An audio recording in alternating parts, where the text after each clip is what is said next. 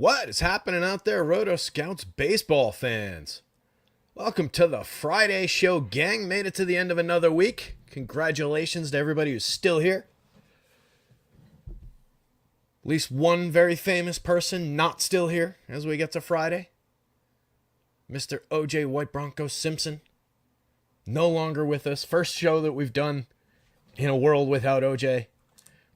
Bunch of funny Norm Macdonald tweets going around. Funny comment from one of the Zucker brothers. It was like, OJ's acting. They directed the Naked Gun movies. He was like, OJ's acting is a lot like his murdering. He got away with it, but nobody really believed it. Pretty solid. Anyway, that murdering bastard is dead. Allegedly murdering bastard. So, what's going on, gang? Friday slate. We're cut down already to 11 games. Should make it interesting. It doesn't look like we've got too much threat of weather in all the other spots. So I think we're pretty okay for any other postponements, but we've got a big pitching slate to talk our way through. A lot of interesting hitting spots. But it's a pretty deep pitching slate overall. A lot of guys in a pretty similar range up near the top. So we'll dive into this one. Let's say hi to everybody. Cujo's here. Phil Still, Anthony Taylor, Bird Nerd, and Aloysius are here. I'm sure there's some other people here hanging out. It's been a long, short day for me already today. Just kind of dragging a little bit today. Didn't have enough time to get an article done for this slate with 12 games on deck when I started. And just a late start and some stuff going on. Just couldn't get that done. But if you're a fan of the article will be back on Monday. Didn't have one for yesterday just because that was a messy, broken afternoon slate starting at 12:20 or whatever it was. That's why there was no show yesterday either. I just figured get the projections up, get things taken care of early. Nobody needs to see me half awake. But we've got a really good one to talk about today. So let's get into it. Andy, what's going on, buddy?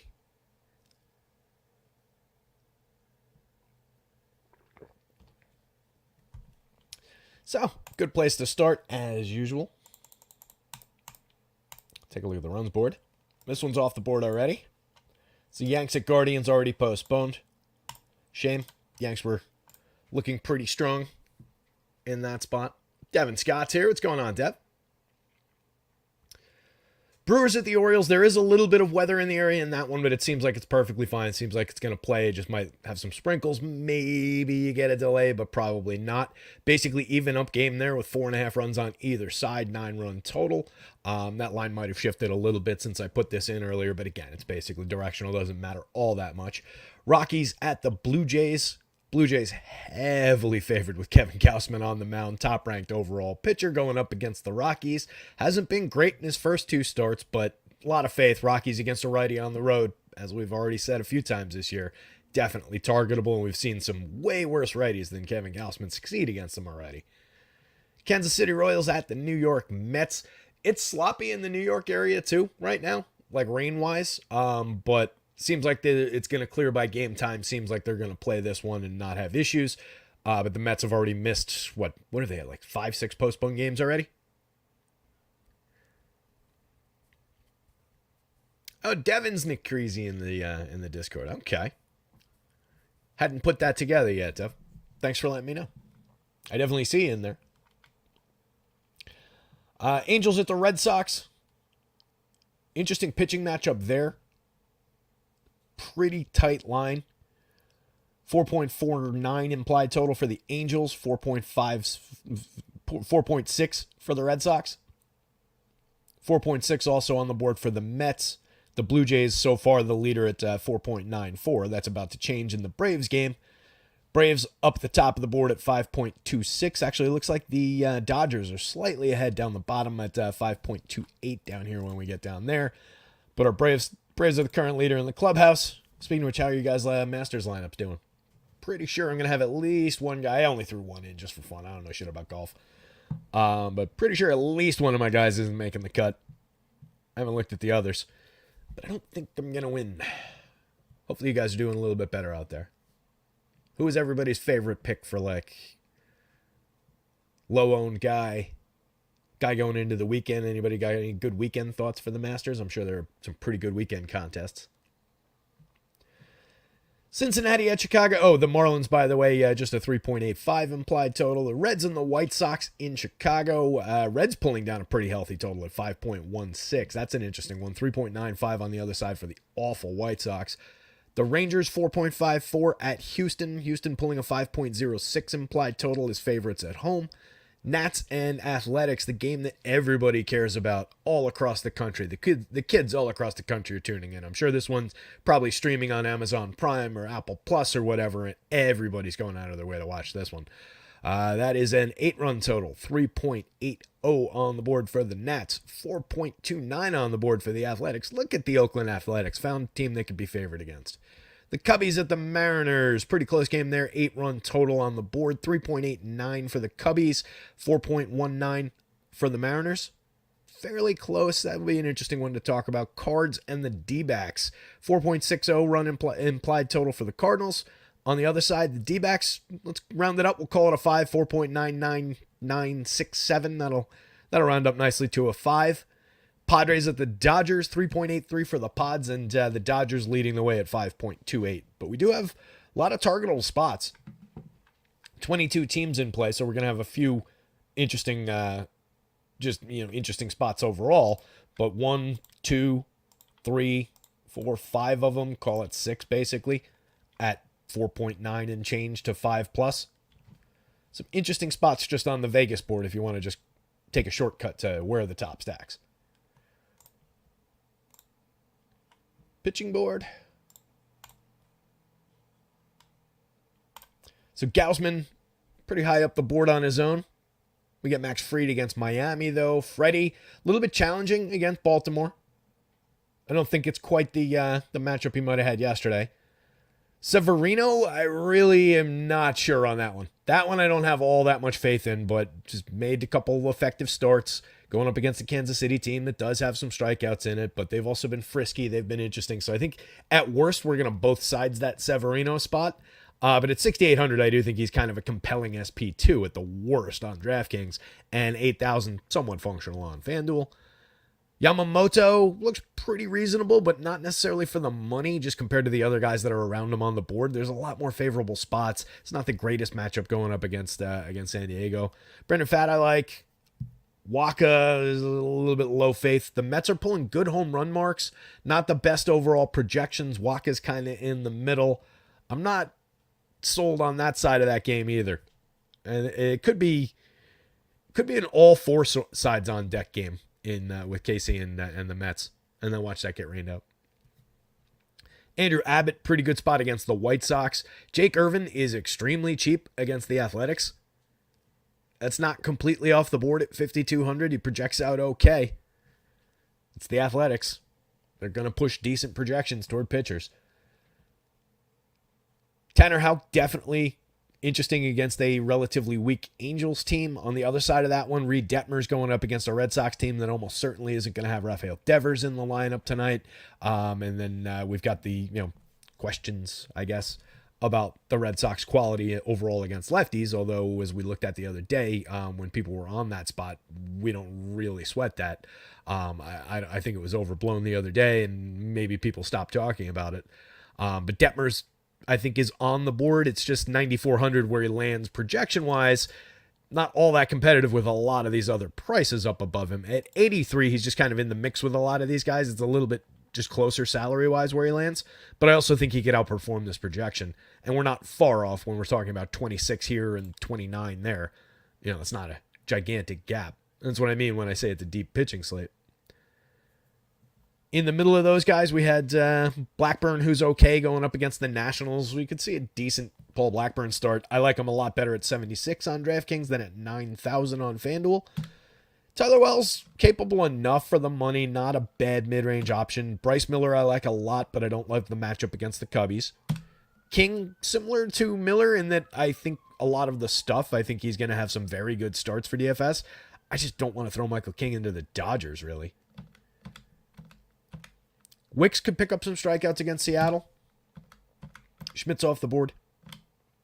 Matt's not really against a pretty good Diamondbacks team. Dunning, if at the very least, Dunning, you know you're going to get ground balls. He's going to maybe cut into the Houston power upside, but I think that's kind of how you view Dayton Dunning rather than like I'm going to go to him for that reason.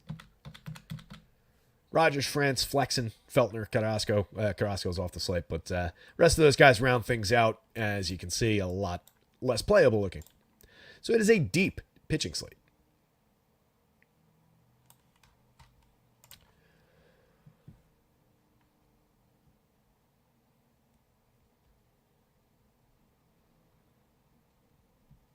No Rutschman, no Mountcastle for Baltimore today, Devin's saying. Did I get that lineup in? I didn't. Do we have that one? Hadn't seen that yet. Yep. As usual, a whole bunch of lineups drop right when I'm starting things. Let's at least grab the O's. Oops, going the wrong way. I'll just start with this and we'll adapt. Hang out, chat amongst yourselves while we're popping the lineups in here. Just going to get a couple of these updated real quick. Well, I've got you guys. Make sure that you're checking out our pals over at acemind.io for all your sim needs. Those guys have a free trial for 3 days. I haven't figured out a good way to say that. I stumble over that, I think, every single time. But they're doing a offer for free for 3 days to try out their product, Optimizer Sims. I notice I'm not typing as I'm trying to get this, a little promo out, which defeats the purpose of trying to do it at the same time as I'm doing this. But check those guys out, and if you like what you see, which I know you will, and you decide to subscribe, if you use promo code rotoscouts, all in caps, get you 20% off your first month. All right, let me actually focus on doing this. So it's O'Hearn, then Mullins, then Westberg. Austin Hayes. Jackson Holiday here. And threw me the other day. There's another McCann catcher in the league now. I think he's on the Athletics. I was punching in names, and I got to a catcher McCann, and I just put in James McCann, and it wasn't him. Ugh, Blue Jays is out. Shit.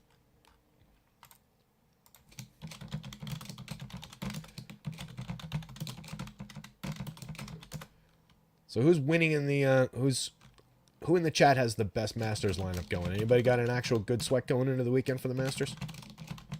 While I'm updating these. Almost type Craig Biggio.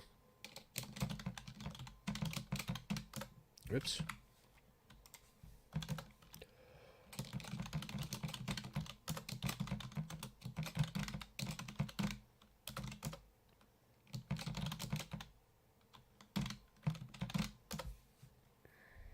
All right, we'll come back for other ones. I don't want to bore everybody to death watching me type. Was the Brewers here? If the Brewers is here, I'll grab that too. It doesn't look like we have the Brewers yet. So, yeah, taking a look at this version of the lineup that the Orioles are running out here tonight, it just basically, as Devin was saying in chat, just kind of enhances the spot that I think the world of Freddie Peralta as a pitcher. At 9,300, I'm happy to take him here. I have no real issues with it. Why did as I was saying that about James McCann, did I type Ryan McCann? I don't know who the fuck Ryan McCann is. That makes that so much more amusing. Anyway, getting back on track.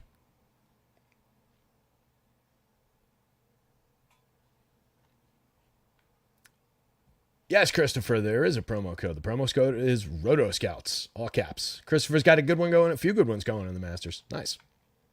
Tom's got 20 on Hammer to win it all at 50-1, but he's kind of choking. That sucks. Dennis likes Greg Maddux.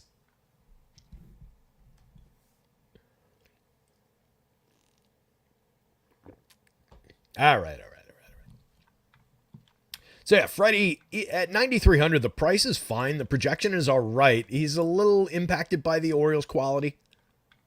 But I kind of like him against this version of the lineup. There's certainly some strikeouts here for him.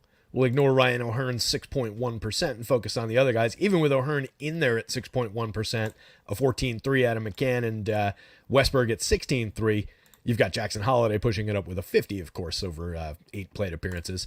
But right now, that's a 23.4 average. So if we take the guys with more fair samples, like that group is 22-1, which I think is probably a little bit more representative.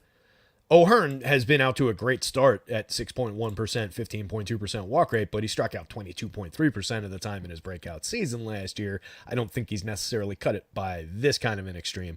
So I do think there are some strikeouts available for Freddie here. He's a high-end strikeout pitcher, 34.9% over his first 2 starts this year, 11 and 2/3 innings.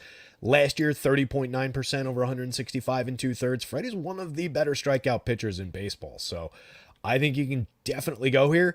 It's just we're dealing with a deep slate. So if you don't like the price, if you don't like him because he's popular, or you think the Orioles are going to get to him, you've got plenty of pivots available that I see pretty similarly. There is not much daylight between Freddie at 93 and 29.89 or 93 and 15.81, and let's say Brandon Pfaadt for a lot less with very similar projections, going up against the gettable St. Louis team. That's a comparable opponent, St. Louis and Baltimore. So if you want to make that pivot, you're giving away some strikeout upside. Most likely, Freddie's the better strikeout option between those guys. But projection-wise, expectation-wise, for the money, there are a lot of options, and it doesn't have to be Brandon Pfaadt. It could be any of these guys. Tyler Wells. First 2 starts, went 6 against the Angels, gave up 3 earned, 4 runs total on 5 hits, did strike out 7. Second game at Pittsburgh, struck out only 3, gave up another 3 earned runs. He's given up a home run each time out. That amounts to a fairly meaningless contact profile so far. But last year, some issues with contact, 11.7% barrels, 5.32% home run rate.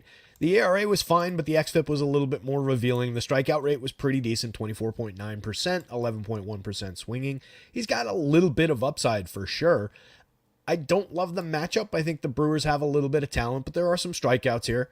You've got to get through Yelich, who's just been on a roll to start the season. William Contreras, very good hitting catcher. Oliver Dunn has started things out kind of interestingly. He was more interesting when he was mid-priced the first couple days of his career. Jackson Chourio is a star in the making, 3,600, 3,300. Pretty good start, 2 home runs, 2 steals, decent triple slash, creating runs above average. They've got Rhys Hoskins hiding in the middle of the lineup here with a ton of power from the right side. Willy Adames has power but strikes out. It's not a terrible Brewers lineup. I think Wells is more of a play on DraftKings at 77 than he is at 87 on FanDuel. But again, he projects out within reach of the guys like Freddie. You're talking about a 2.5 point difference there. It's not really all that stark. So if you do anything interesting with the savings, or if you're building out a bunch of lineups, Tyler Wells can absolutely be in my portfolio of lineups.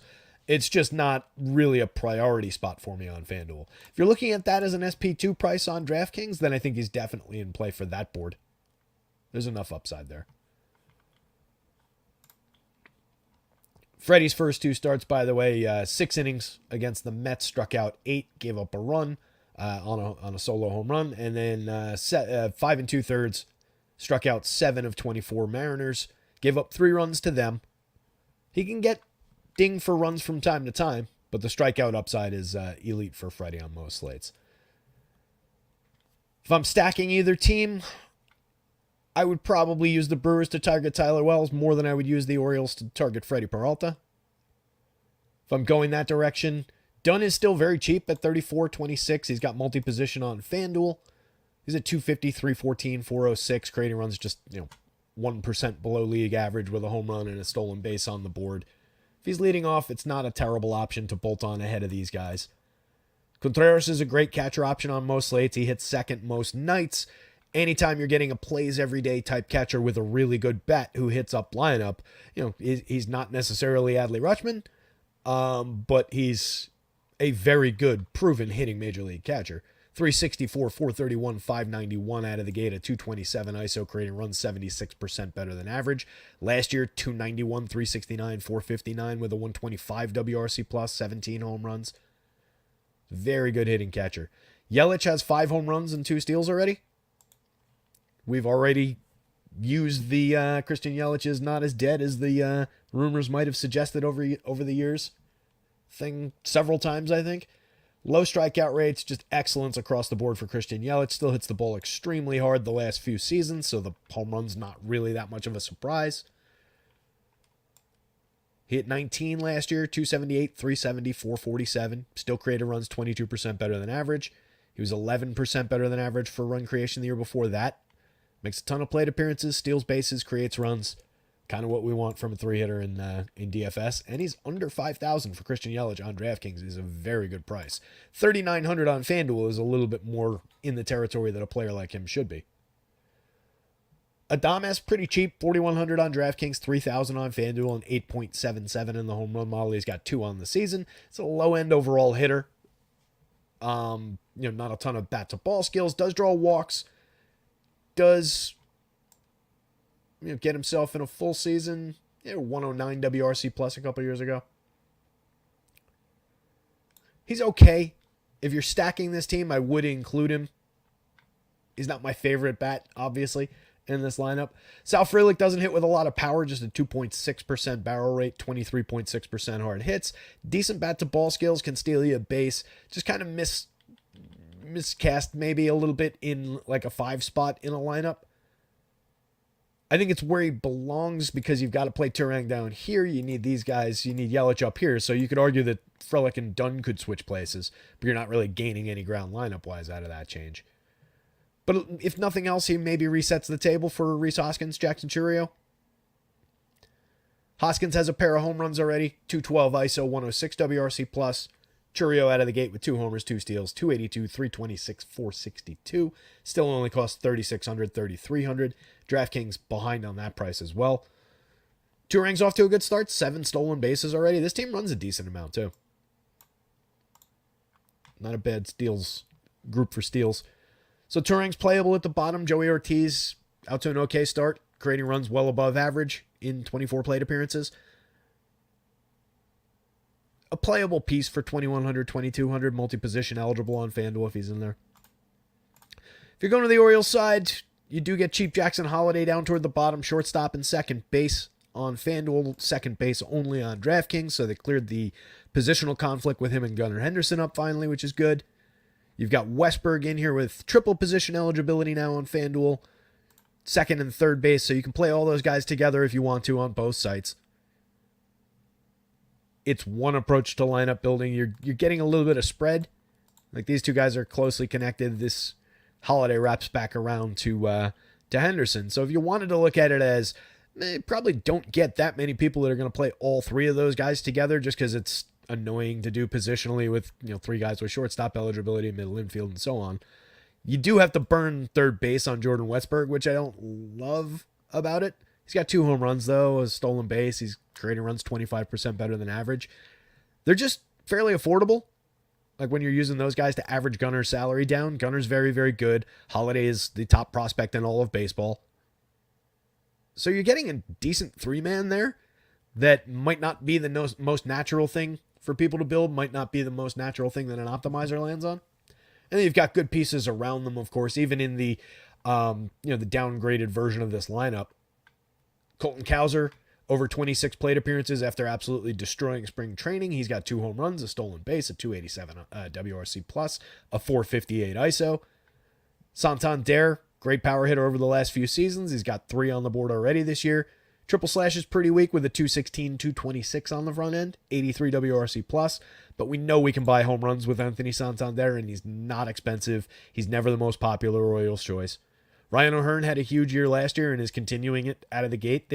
I think at this point, he's just forced his way into the conversation. Like, I'm sure they would love to do other things than be using a roster spot on O'Hearn, but he's been a decent left-handed bat for them, so they're just continuing to roll him out there. Cedric Mullins, former 30-30 guy who comes very, very cheap at $3,800, $3,000 on both sites. Should not be out of consideration, even with it's an okay start, I guess. 45 plate appearances, 1% above average for run creation, 2 homers, 2 steals. The triple slash is nowhere near where you'd want it, but there's some decent power, good stolen base upside, obviously some good run creation ability still. Hayes and McCann kind of afterthoughts, but at least they're cheap down toward the bottom of the lineup. But again, it's not a great spot to stack against Freddie Peralta. Peralta, big yes. Tyler Wells, especially on DraftKings where he's in SP2, is on the board as a DraftKings SP2. I don't think I go to him on FanDuel. He doesn't project poorly. He's not far off the leaders, but at 87, I just don't love the price fit. Brewers preferred to the Orioles stacks-wise just because you get the better matchup against the pitcher, but both of them just kind of fall into that okay range of stacks, I think. Both lineups in for this one. Kevin Gausman. So we'll start with Gausman. 4 1/3 against Tampa Bay at Tampa in his first start. Faced 16 hitters, gave up just 2 hits, 1 earned run on a solo home run. Struck out 6. Not a bad performance, just a short performance. Didn't book bonuses. But first start of the year, that was back on March 31st. Then a really rough start last Saturday against the Yanks. I was actually at this game. Inning and a third, gave up 4 hits, 6 runs, 5 earned, 2 home runs, 2 walks. Did not strike anybody out. Didn't really look great. Well, obviously. But I just mean like missing spots. Velo is off a little bit. Just didn't really look sharp. Hopefully it's just early season yips. Hopefully it's not something that's, adding him to the long list of injured pitchers. Definitely something to watch for, especially because we're going to him as our top projected overall pitcher on both sites. He's at 10,000. I think it's a very fair price for Kevin Gausman at home against the Rockies.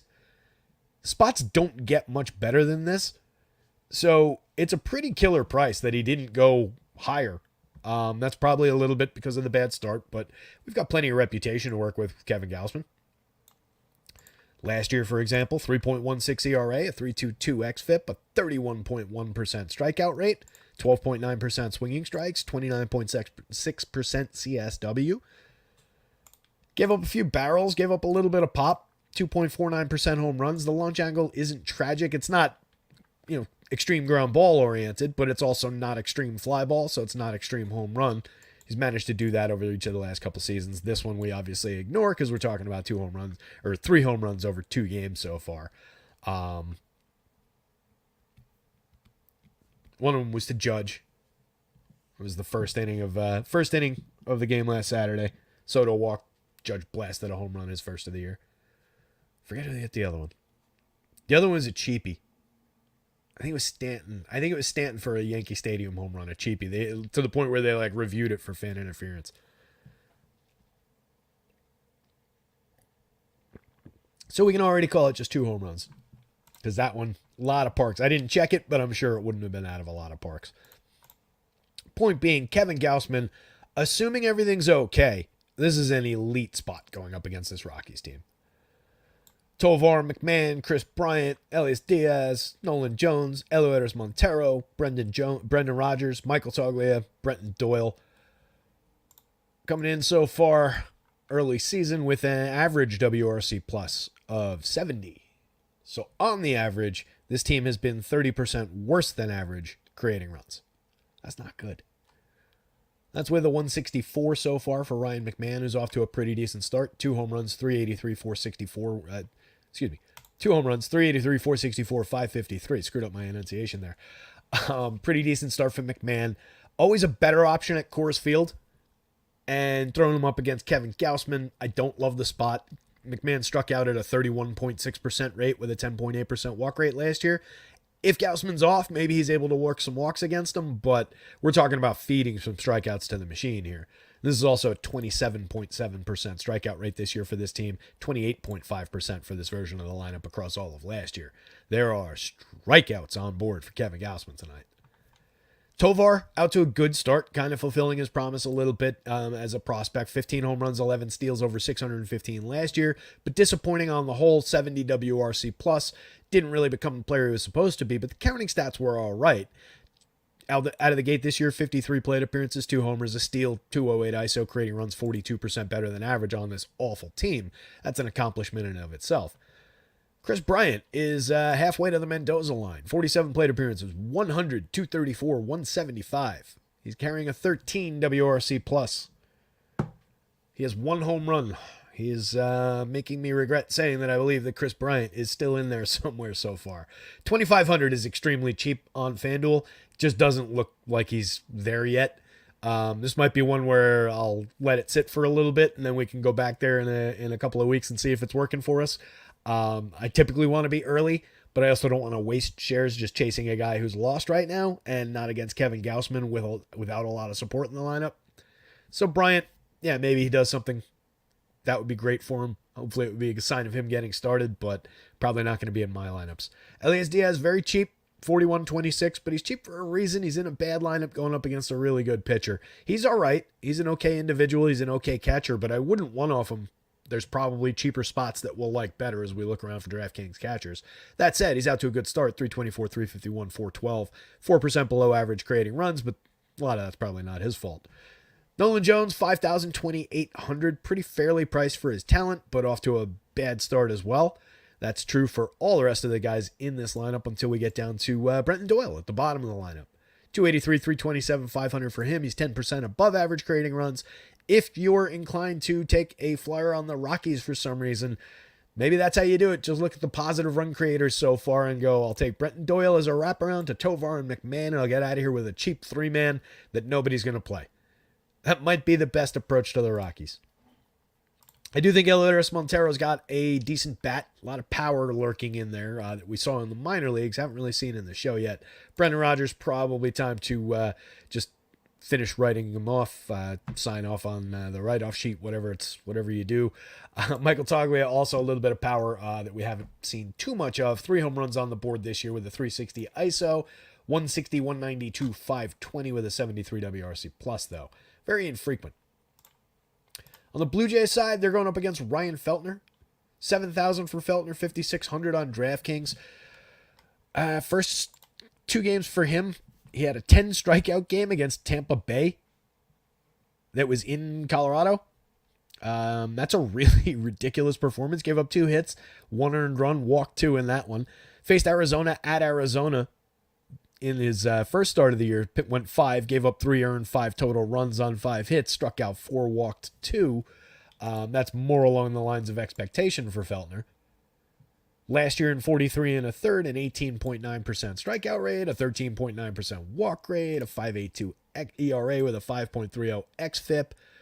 Wasn't bad for giving up power. Year before that, wasn't great at limiting power. 5.83 ERA, 4.43 xFIP. The things that are consistent are the bad run marks, the low strikeout rates, the fairly high walk rates, very high walk rate, and a fairly high walk rate. Bad whips, low swinging strike rates. The contact comes and goes, but I don't think that this is real. The 31.8% strikeouts. Going up against the top-heavy Toronto team that, I tell you, we've talked about it, and I continue to say it. I do not love this Toronto lineup. We've got Kevin Biggio hitting 5th now, regularly. That's how far this lineup has dropped. Granted, he's off to a good start. Maybe he's finally going to turn into the player that he was expected to be. 2,600, 2,800, he's at least cheap. Second base and outfield eligible is interesting positioning. But then he leads into Alejandro Kirk, a medium to light hitting catcher who's off to a really bad start this season. Dalton Varsho, who hasn't been good in the last 2 years, really.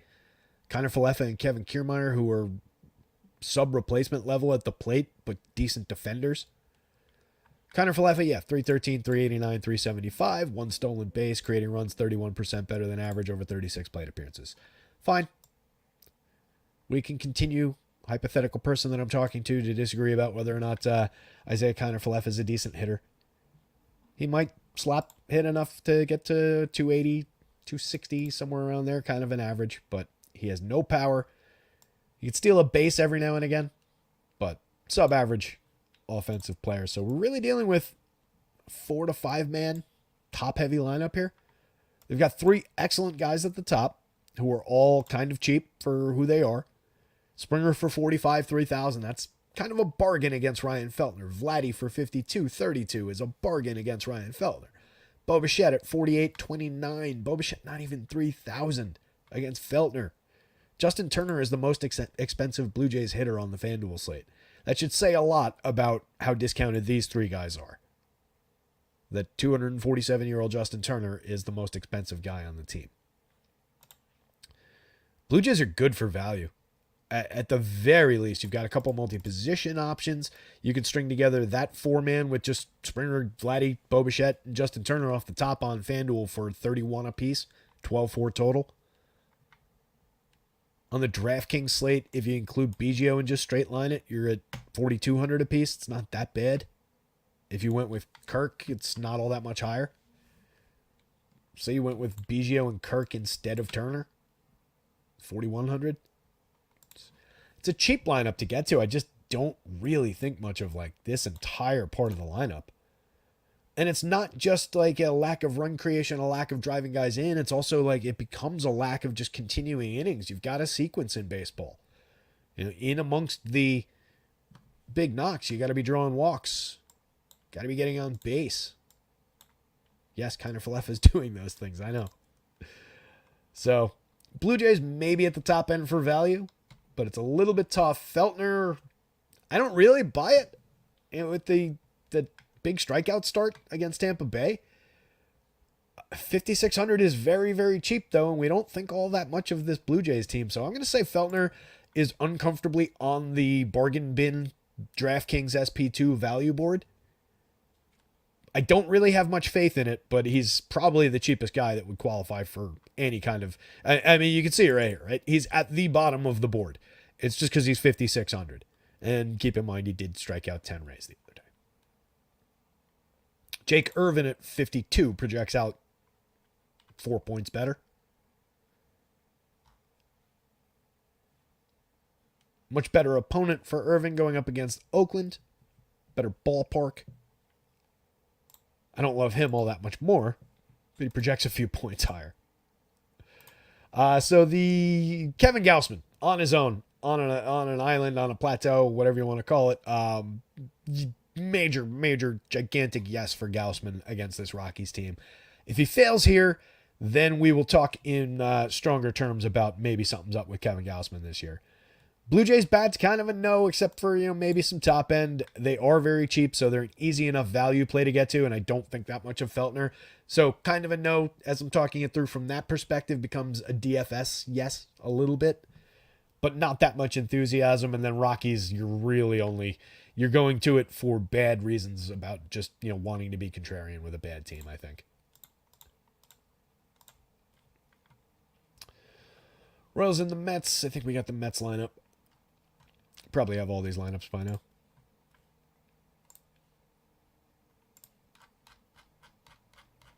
Who's starting for the Royals? Walker, that's right.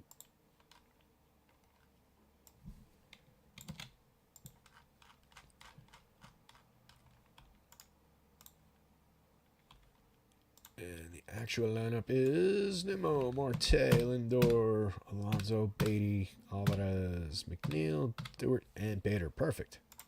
All right. Michael Wacha, another pitcher coming in with an excellent strikeout rate after 12 innings. Very good walk rate, 2.25 ERA, a 2.63 xFIP.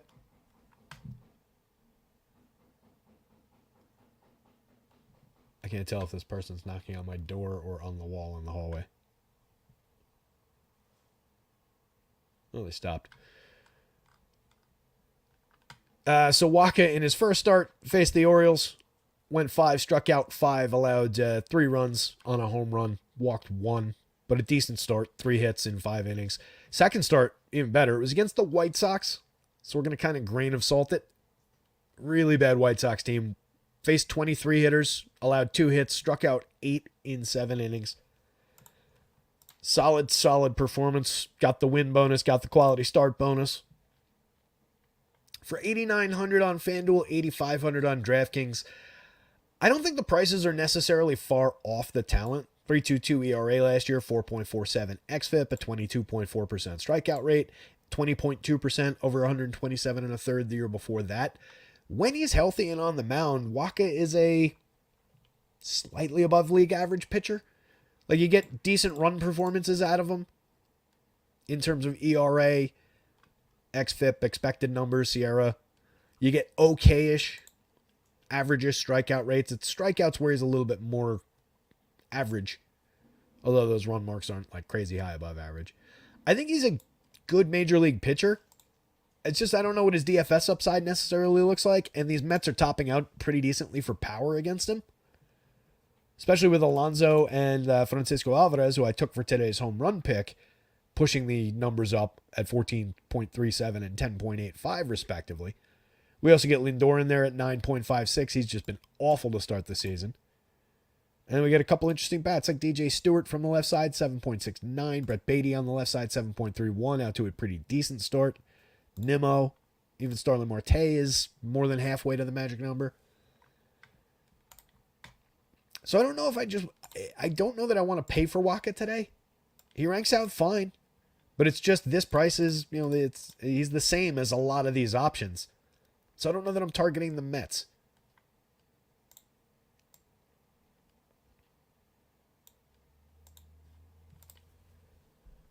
On the other side, Sevy, 8,000 on FanDuel, feels uncomfortable. 6,800 on DraftKings. I think you just got to hold your nose and do it and hope for the best. But he's been pretty decent over 2 starts. Went 5 innings in both of them. Gave up a home run in the first start to Milwaukee. 3 earned runs and give up 6 runs total with 11 hits. That was clunky. But when we're talking about what scores for DFS, yeah, the hits kind of not great, but 6 strikeouts. Only 3 of the runs were earned. Second start he came out, he struck out 7 against the Reds at Cincinnati in a game where he looked like a target. 5 innings, gave up 3 hits, 2 runs, 1 of them earned, no homers, walked 2, struck out 7. At one point, Severino was a very, very good pitcher. He's looked fairly sharp. 3.60 ERA, but a 2.52 xFIP in the tiny, tiny sample. 27.1% strikeout rate, 4.2% walks. In 89 and a third last year, he was kind of a mess. 6.65 ERA, a 4.83 xFIP, all this home run power, didn't strike anybody out. In 102 innings the year before, he was like the guy we're seeing right now. 3.18 ERA with a 3.38 xFIP. The whip was right on the line at 1, 12.3% swinging, 27.7% strikeout rate. Give up a little bit of premium contact and power, but I don't know. Jury's still out for me. I like this Kansas City team.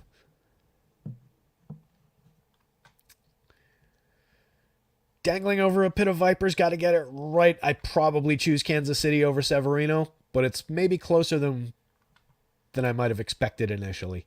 I think you could get away with Severino at the 6,800, but I'd probably go to the Royals side. I do like this team. MJ Melendez, Nelson Velasquez in the middle of the lineup. We've been talking about those guys since opening day, basically. 3 home runs, 2 home runs. They're both hitting 325. MJ's getting on at a 426 clip. He's been excellent out of the gate. Love that he's succeeding. Not just for the Dynasty team. But I really like this, like that group of hitters there. I think Michael Garcia's got some capability at the top of the lineup. So it runs like 6 deep. Plus you get Renfroe down here with lurking right-handed power for cheap. Couple of lefties who can maybe get on base and steal a bag in Frazier and Isbell if you really wanted to stretch. But the top 6 is pretty decent. So I'd probably lean Royals over Sevy. I need to see it at least once more. If he beats this Royals team, goes out there, strikes out like 7, 8, has a good start, books the quality start, then maybe I'll buy it. I'd like to see 6 innings before I really get enthusiastic about it. Kind of a burnt Yankees fan on Severino. Dr. Jimmy James Johnson Jr. KC focusing on contact over power. I don't know that I fully agree with that. Given all those home runs that they've hit so far this season. Pretty decent ISOs. Nelson Velasquez is like only power. MJ is a very good power hitter. That's been the Royals' thing for a while, is focusing on station-to-station baseball speed. That's how the 2015, I think it was, team that was so good was kind of built that way. They've trended more in the direction of power, but they do still have some very good hit tool focused players. I was just about to bring up Vinny Pasquantino, who's turned his season around pretty quickly since just the other day when we brought him up for the first time. What I love about Vinny is he's got those great bat-to-ball skills that the doctor in our chat here is referring to. 9.6% strikeouts to start the season with an 11.5% walk rate, 11.9% strikeouts, and 9.6% walks. When it comes to DFS especially, we're just looking for guys in a lot of cases who just put the ball in play. And guys with very low strikeout rates are putting the ball in play consistently. Vinny Pasquantino should finish as a significantly better hitter than the 222, 308, 333 that we're seeing from him so far. He's also got a little bit of pop from the left side. 8.8% barrels, 46.9% hard hits in 2022. Dipped to 40.1% hard hits in his however many 300 and change plate appearances. 260 plate appearances last year. 9 home runs. Didn't hit for as much power, but I like Vinny Pasquantino to be a better overall hitter than this in the long term. So I think, yeah, to your point, he is a good hitter. Bobby Witt Jr. is a very good hitter. 358, 414, 755. Nobody would argue with that. That would be bananas. He's also got power. 4 home runs, 3 stolen bases already. Last year he hit 30 home runs, stole 49 bases. But, this is not necessarily, especially in some small samples for some of these guys, not necessarily a team that's not looking at power this year. Velasquez is the perfect example. 17 home runs last year in 179 plate appearances, a monster 352 ISO. Got on base at a 302 clip, hit 235 in that sample. But crushes the ball when he makes contact. Love these two guys. Sal, I'm a big fan of still. Sal's showing a little bit of early quality. 333, 370, 471, a 137 WRC plus. He's got 2 homers on the board. Sal's only 4,800 where you need catchers. That's got its value on the DraftKings slate if you're stacking this team. You get Vinny in there at first base for only 43, and then you book Sal as a catcher at 48. You could skip Vinny if you wanted to. The fact that Melendez and Velasquez are 3,800 and 3,700 respectively with their starts with this team, that makes them even more interesting to me. That is still very, very cheap. Same thing on FanDuel, 32 and 29. Those guys are too cheap for their ceilings. And Renfroe, I will not stop talking about it. Hunter Renfroe, 23, 22, and 21 combined hit 80 home runs. 60 of them came in 2022 and 2021, just 20 of them last year. But the dude still got power. He's 3,100, 2,500 down the bottom of the lineup. I would take Mets against Michael Wacha, especially with the way that they rate out on the home run model. I'm considering them for one of the prime stacks, one of the prime lineup spots tonight. They've already failed me 2 or 3 times on the season in that role, so it's kind of annoying. But I'm going to continue going back here. I think there's more talent than these Mets might get credit for, and they're very fairly priced for the mix of good power, decent speed, good on-base skills, some good hitters in the lineup. So I'll keep going here. I do think that Wacha is a good pitcher. It's not my favorite spot on the board because of that, but I think he could succeed with some Mets here, especially at price. Nimmo's a fantastic leadoff man. He's got 2 home runs, a stolen base. Most of that came in one big game. 139 WRC plus so far this season with a 233 ISO, though. Pretty good start. 24 home runs last year. Excellent at getting on base, setting the table for the rest of the lineup. Starling Marte, not a bad start. 3 stolen bases, 271, 340. The on base is probably the most critical part for Marte. As long as he's getting on base, he's going to be able to use his speed. He's going to be valuable for run creation. He's going to have a home in the second spot in the lineup. He's a guy who has hit for mid-20s power or low-20s power in the past. So it's not beyond belief that he would get to 12 to 15 homers and 25 steals over the course of the season while hitting like 270, 340. That's a Starling Marte kind of a season. Francisco Lindor for under 5,000 on DraftKings. Pete Alonso at 5,000 on DraftKings. Francisco Alvarez at 3,500 where you need to play catchers on DraftKings. Those 3 guys are way too cheap. And Brett Beatty is pretty cheap at 3,000 on DraftKings as well. All of those guys are also cheap on FanDuel. Just feels more noteworthy cheap on DraftKings for some reason. That said, Lindor, as mentioned before, 0.098, 203, 176 to start the season. I am betting the over across the board on every one of those categories. Just 1 home run so far and 18 WRC plus. Nobody is saying that his first 59 plate appearances, outside of like this one, weren't pretty bad this season. I am saying that the next 59 or thereabouts are going to start to look a lot better. He's going to get better in a hurry, and I want to be there early.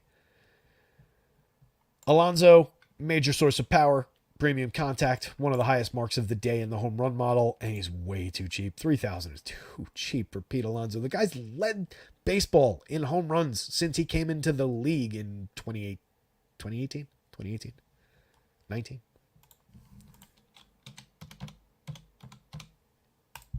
19.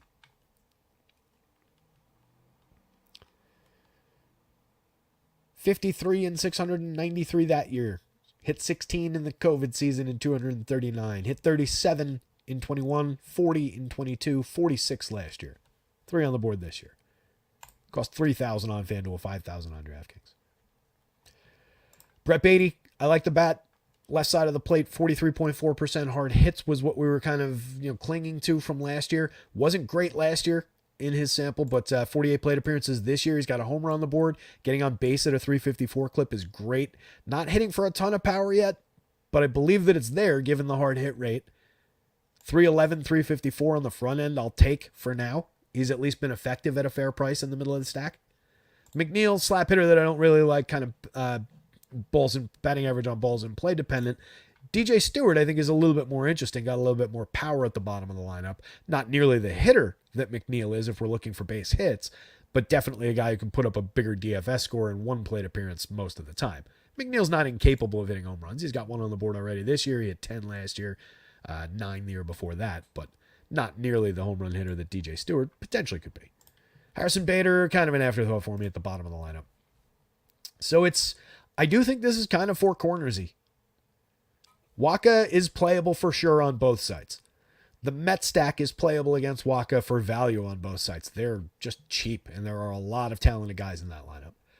The Royals, 1 through 6 plus Hunter Renfroe, I think is very interesting going up against Severino here, but especially at the DraftKings price, Sevy's pretty playable here. And I tell you, at 8,000 on FanDuel, it's not off the board.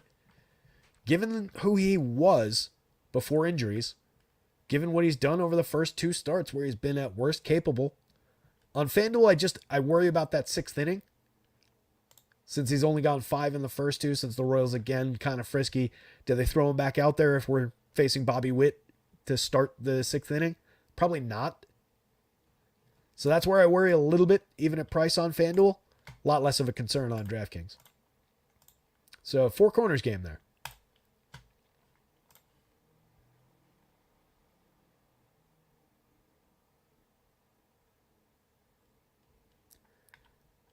Lone Wolf, what do you literally went off after you talk shit? Same with Profar.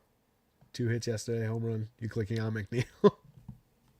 So I just inspired Jeff McNeil into action tonight is what you're saying? Could be, yeah. Profar, as I said in Discord the other day, it's distinctly possible that just everything in Jurickson Profar's life just goes better between like mid-March and like mid-May. Just every year, that's the best part of his year. That's certainly the case with his baseball career.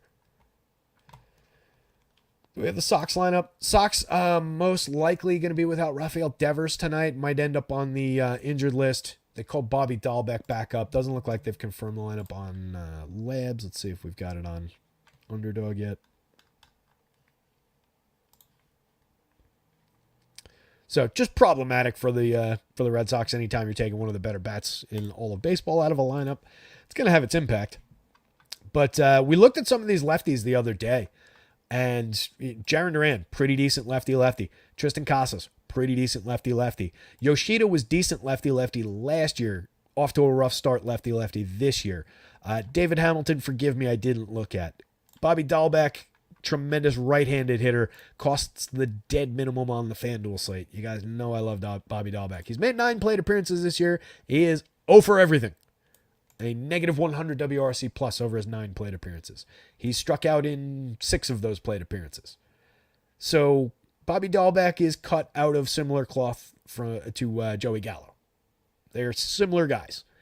If you look at the minor league numbers for Bobby Dahlbeck, they align fairly well with what Joey Gallo's done over the years in terms of strikes out a ton, walks a ton, hits for a ton of power when he makes contact, fantastic premium contact numbers. You can see that in a small sample from last year, 23.8% barrel, 57.1% hard hits. That was in 53 plate appearances, of course, where he hit 1 home run. He hit 12 home runs in 353 plate appearances back in 2022. little bit of believability there. And that season, 11.8% barrels, 45.3% hard hits. I hope he's hitting higher up, especially with a lefty on the hill. Give me Bobby Dahlbeck like here, or even better here. I won't suggest that they hit him third. That would be completely crazy. But yeah, he's flawed for strikeouts. He's Joey Gallo-ish. But if he's in the lineup and I'm stacking Red Sox, I'm definitely including him.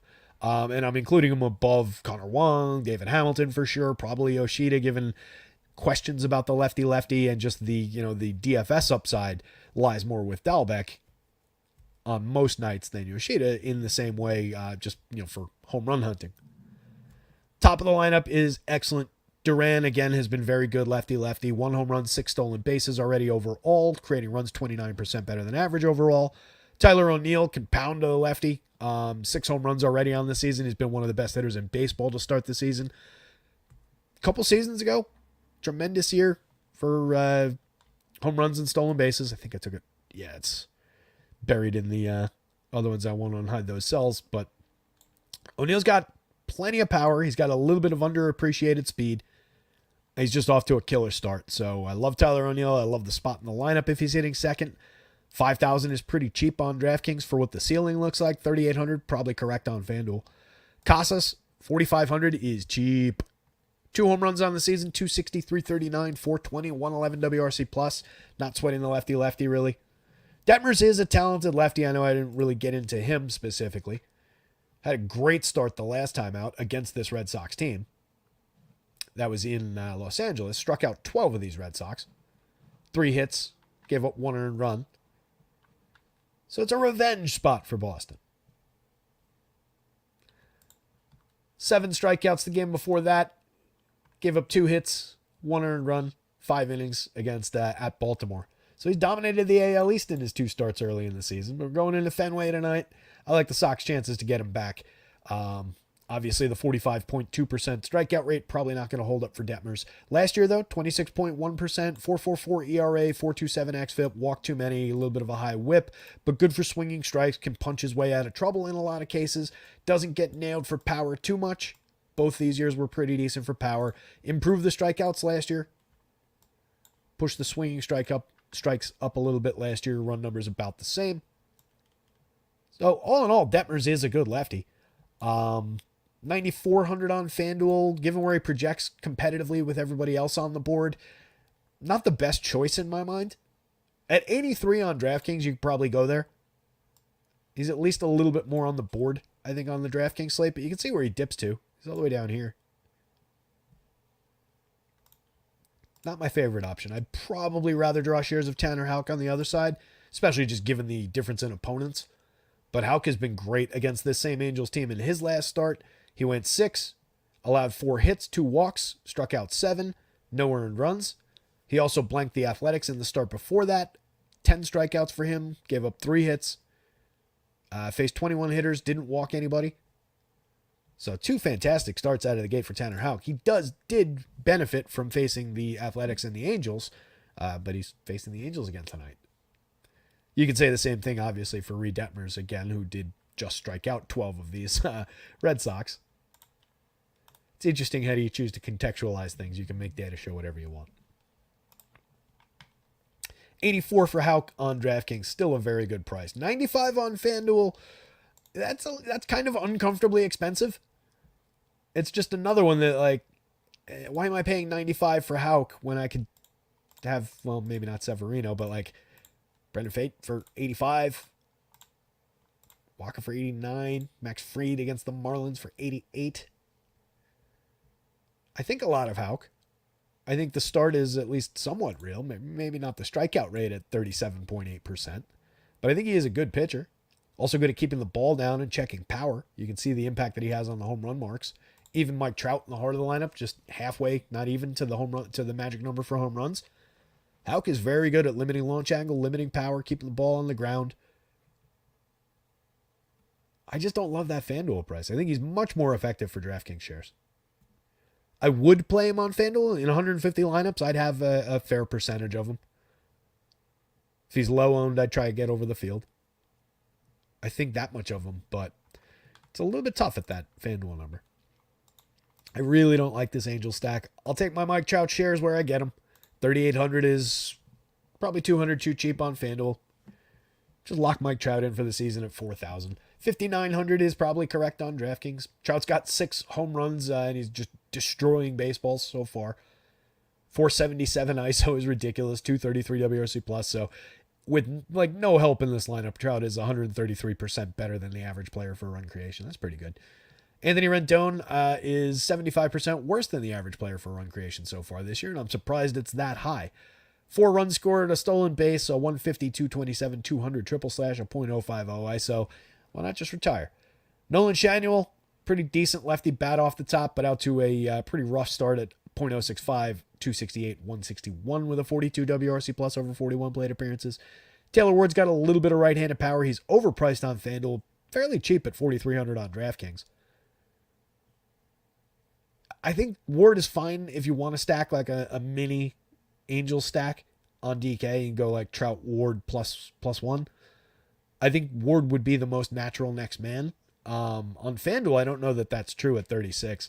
Kind of a broken price. Hicksy in the lineup today for the Angels, 3,200, 2,500. A little bit of lingering power for the switch hitter. Still sees a ton of pitches, knows how to get on base, draws walks, but not a ton of DFS quality these days. Drury, out of the gate, really slow. 154, 250, 179. No power so far, 31 WRC plus. Rengifo back in the lineup, 28 plate appearances so far, 2 stolen bases. A pretty decent player because he's always priced like around this level. He's got triple position on FanDuel, dual position on DraftKings.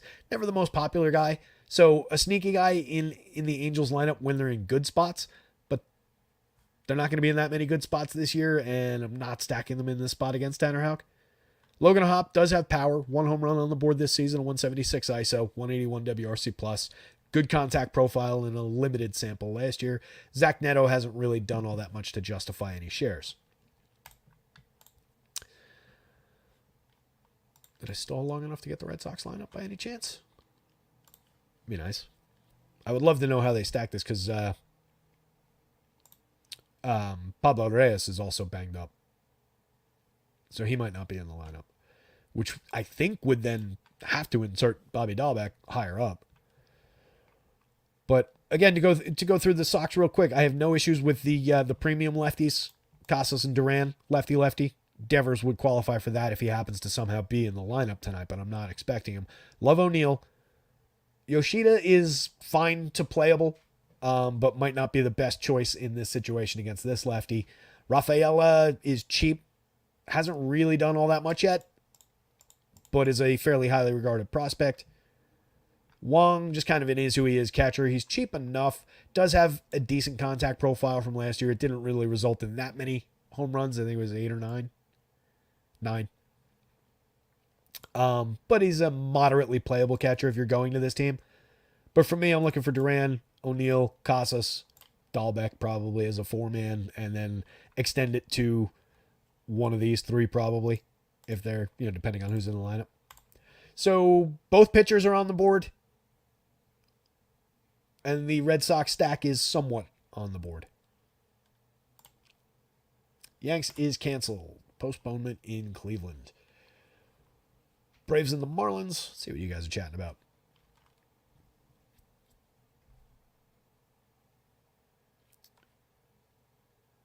Dr. Jimmy James, is Gausman versus Colorado not the same matchup as Irvin versus Oakland? Gausman's top overall projected pitcher on the board. It's a fantastic matchup for him. I don't really get your question. I was comparing. Irvin's got a good matchup for I was talking about the bargain bin when I said that. I was talking about him and Feltner. And Irvin's got a better matchup as a $5,200 guy going up against Oakland than Feltner does as a $5,600 guy going up against Toronto. Kevin Gausman has probably the best matchup on the board as a right-handed pitcher in his home park facing that Rockies lineup. Mama said it.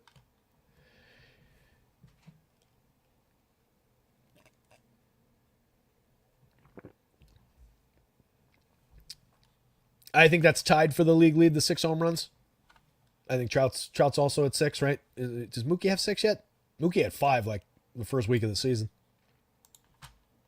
Ken Woodhouse, what's going on, buddy?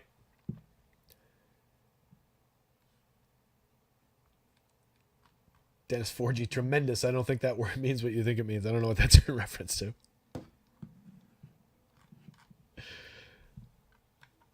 Let's keep this thing somewhat on track. Max Fried let us down in one of his starts. I remember that much. Yeah, first start, 2/3 of an inning. Not great.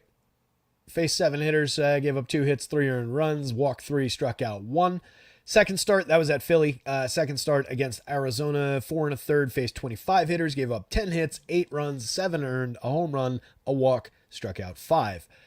Those are uncharacteristic starts for Max Fried. He's been made very cheap because of them. 8,800, 8,700 feels like a good value option against the Marlins to me. None of this really matters. These are awful, obviously. But Max Fried, 77 and 2/3 last year, 2.55 ERA, a 3.10 xFIP, a good swinging strike rate, 25.7% strikeout rate. Didn't really allow power. He keeps the ball down very effectively. He limits barrels very effectively over time. I like Max Fried. So I'm happy that he's discounted, and I'm happy to take him against the fish here. 2 years ago, 23.2% strikeout rate. Doesn't really walk that many hitters. Good swinging strike rate. Very good numbers for premium contact. I'm not going to sweat 2 bad starts when Max Fried checks in this low priced. 8,700, 8,800, just an effective number. Projects out competitively at or near the top of the board. Going up against Trevor Rogers, who doesn't look quite as good. Rogers in his first 2 starts struck out 3 in 5 innings at St. Louis in the second start. Struck out 6 in 5 innings, but gave up 4 earned runs on 7 hits against Pittsburgh at home in his season debut. The price is cheap on FanDuel, but I don't think you want to go to that level. He's not really projecting all that competitively. Last season was just 18 innings. Year before, just 107 innings. 22.2% strikeout rate that year, but a 5.47 ERA. 4.11 xFIP, a little bit of premium contact. In the tiny sample this year, the contact wasn't bad. Struck out 24.1%. But again, we're talking about 4 starts, 18 innings. I question what the depth would look like. 5 innings again in both of the first 2 starts, and has just been largely absent. They're also, the pitchers that the Marlins do have right now, I think they've got to handle with care because they're really, really limited with just a ton of pitching injuries early in the season. So I don't really love the upside for Rogers to book the quality start, even if he's rolling well. And he's facing the Atlanta Braves. So really, I could have just stopped by saying he's facing the Atlanta Braves and saved us all a couple of minutes. I would stack Braves against him. They're drawing okay power marks. Little of that is his previous years in those small samples of being okay at limiting contact. But it's the Braves. They can absolutely homer against anybody. Their right-handed hitters look tremendous against the lefty. They project out great today. So no issues going to it other than they're expensive. You got to figure out how to pay for it. It's the Braves. Top of the board, Ronnie Acuna, 65.42. Ozzie Albies, 56.42. Same price for Acuna and Albies on FanDuel. Wow. Riley's a little bit cheap.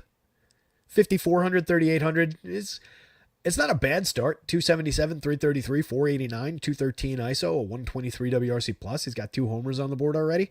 Acuna is actually the one who's off to a bad start, and his price hasn't really changed. Just because he's easily the best player in baseball. Well, maybe not easily, but he's the best player in baseball. Last year, just a historic season. This season, now to a 233, 353, 279 start. A little worn out from last year's quality, but it'll bounce back soon enough. I think they're correct in not changing his price because it's still Ronald Acuna. Olsen at 59.44, most expensive hitter on the FanDuel slate, second most on the DraftKings slate. Deservedly so, 283, 353, 652 to start this year, 65% better than average, 3 home runs on the board, all the power in the world from the left side of the plate. Marcell Ozuna, 4,600, 3,900. FanDuel's getting it corrected. The fact that he's up to 39 on FanDuel is absolutely right. He's still at just 4,600 on the DraftKings slate. We're not going to stop talking about this. 5 home runs already this season, a 370 ISO. He hit 40 home runs last year. He's a very, very, very good hitter. He's too cheap. I don't care that you need to make it work. I do because we need to make it work, but that is just too cheap in a vacuum. Adam Duvall at 4,200 if he's in the lineup. Tons and tons of right-handed power from him. Michael Harris, a multi-category star with power and speed from the left side of the plate. Orlando Arcia had an underrated year with 17 homers last year. He's off to a great start this year. Nobody ever plays Orlando Arcia, and he's a good hitter, and he's cheap at a premium position. 3,600 at shortstop on DraftKings, 2,800 on FanDuel. Cheap. Travis d'Arnaud, another righty bat with pop against the lefty. I don't dislike including d'Arnaud. And as I've said a number of times already this season, you can stack that team from there to there. Yes, you would much rather have at least a couple of these guys. But if you need to get cheap, you can stack that team from 5 down. If I'm going to Marlins against Max Fried, I don't think it's a great spot given his propensity for keeping the ball in the yard most of the time outside of the early part of this season. It's kind of a situation like with this team the other day where they're going to I think that was against Marcus Stroman, I want to say. And Fried is probably a more extreme example of that. They're going to have to base hit their way and sequence their way, ground balls through the infield. And then maybe, somebody gets them for a homer with a couple guys on base, but they're going to have to sequence their way to victory here. I like the upside for Fried. I like him to find a few strikeouts. They're at a low strikeout rate to start the season, 18.8%, but there are a few guys in this lineup that do strike out fairly aggressively in a historical sense, and Fried is decent enough at finding those Ks. So for the price, I like his side of that thing, but if you're going to the Marlins, Luis Arias off the top, he's up to 250, 339, 327. Those are going to climb. He's a terrific hitter. No power, really, but a terrific hitter. Great table setter. Josh Bell, a little bit of power from both sides. Jake Burger, definitely power from the right side. He's got 3 homers, leading the team with 15 ribbies at 220 ISO, 104 WRC+. It's really just Burger and Jazz Chisholm that are above average for run creation so far, though. You can see it right here. And they're barely with their heads above water for run creation. Everybody else on the team below average in this version of the lineup. Brian De La Cruz, I do think, is a hitter who will come around. Decent bat, little bit of mid-range power. I do like Bell to hit for more power and turn his triple slash around fairly quickly. It's like 1 through 5, they're not bad, but they haven't been good. Avi Garcia, we're on the back end of any kind of quality at this point. Always been good against lefties. 1 home run on the board already in 29 plate appearances. Maybe you get a little bit of late life out of Avi, but it's pretty low end. 2,300, he's cheap. 3,100, he's cheap. You don't really need the discount to get to this team. Manuel Rivera, Nick Fortes, Vidal Brujan, kind of afterthoughts down lineup. Vidal Brujan, once upon a time, was a fairly highly regarded prospect, and it just kind of hasn't really ever landed. So 1 through 6 at most. Maybe you could use Brujan at dead minimum price on DraftKings as a wraparound if you're overly excited about rostering the Marlins against Max Fried for some reason. Fried is a yes. The Braves are a gigantic yes basically every day. The Marlins, I really don't see it. Unless something's wrong with Max Fried and those first 2 starts are real, which I don't think is the case. So really probably wouldn't go to the Marlins here given his ground ball propensity. And Trevor Rogers, no thank you against the Braves.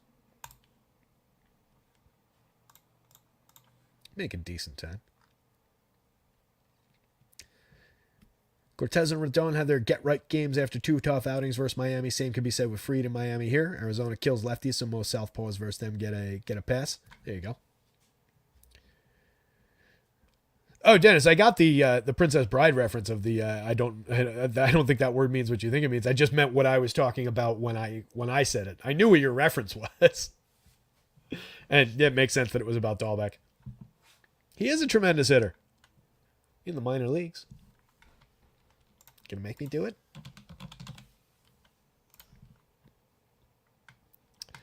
He's also just got the perfect Boston name. Bobby Dahlbeck. In 2021 in the show. People forget this. 2021, not that long ago. 453 plate appearances in the majors. Dahlbeck hit 25 home runs. Had a 254 ISO. Created runs 6% better than average. Yeah, he struck out 34.4% of the time. Sure. He didn't walk that much. 6.2%. Minor league numbers for Bobby Dahlbeck, though, if you pull it up, ton of entry points with double-digit walk rates. Lots of power.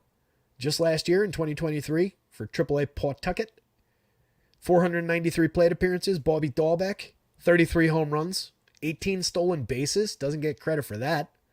13% walk rate, 288 ISO, created runs 31% better than average, 269, 381 on base, 557 slug. Yes, he was a 28-year-old at AAA. I get it. Got to defend my guy here. 34.3% strikeout rate. He's a 3 true outcomes hitter. Home run, a walk, or a strikeout. But if he gets on base, he could steal you a bag. He's an underrated athlete. He can actually play like every infield position. They were considering him at short. They might have used him at shortstop last year. But he's actually a really good athlete. But yeah, that said, those are AAA numbers from, he's now 28 years old and 9 months. So that was a year ago. So yeah, he was in an advanced age for that, but kid can hit. And he's, again, in that Gallo mode. The same way that I think Joey Gallo is a tremendous hitter. You guys know what I mean when I'm saying that. Arcuthel's that cows are going to have 3 Ks tonight and troll us, ain't he? Probably. That seems like a Colton Cowser kind of a thing to do. He trolled me a little bit last year when he first came up. He's on the Dynasty team. He's in the minors still. But he's a member of the Dynasty team as well. I would love nothing more than him to stick. We'll see. Devin says, oh, we'll get to Gallo later. Yes, we will. All right, let's keep rolling. Andrew Abbott, 8,200, 8,400, projects out pretty well going up against one of the worst teams in baseball without their 2 best hitters. I kind of like the spot for basically everybody all season long at least until Lubob comes back. But even then, I think this is just a targetable White Sox team. Abbott, first 2 starts, struck out 4 apiece in both starts, 5 1/3 against Philly at Philly, 5 innings on the nose against the Mets in Cincinnati. 2 not overly friendly ballparks for pitchers. Was okay, 2 earned runs in each of those games, 7 hits against the Mets, just 3 hits against the Phillies. Walked 2 in both performances. Not a bad option given the pricing and the opponent. Last year, pretty solid strikeout rate at 26.1%. Walked too many. Too high a whip. The XFIP not great at 4.56, but the ERA was just 3.87. A little bit of premium contact for sure. 9.2% barrels, a pretty aggressively high fly ball oriented launch angle. 42.5% hard hits and 91.2 miles an hour of exit velo. That's on the extreme end. 3.49% home runs. Probably a little lucky that wasn't in the 4s or mid 4s. But we're going up against a relatively non-threatening White Sox team when it comes to power. The projected version of this lineup has 3 home runs so far this season. One of those belongs to Corey Lee in 20 plate appearances, and 2 of them belong to Paul DeJong in 25 plate appearances. Do we have the confirmed White Sox lineup? Let's see. We do. Let me grab that. This will be quick because Labs actually has it. Check for accents. I think they took the accents back off after I yelled at them the other day. Telling you guys, more people watch this show than you think. We've got influence.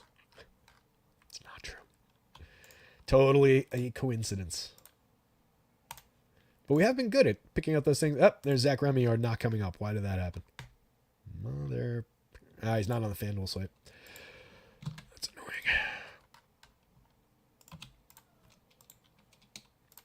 This is Chicago and Cincinnati. Are they CHW or CWS? Come on. There it is.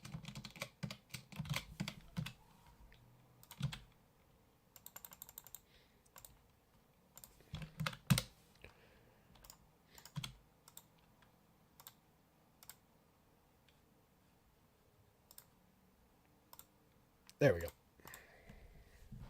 That's what happens when somebody's not on the FanDuel site, because the model was originally built for FanDuel. All the DraftKings stuff was here, but all the bolt-ons and error lookups and everything were driven by FanDuel.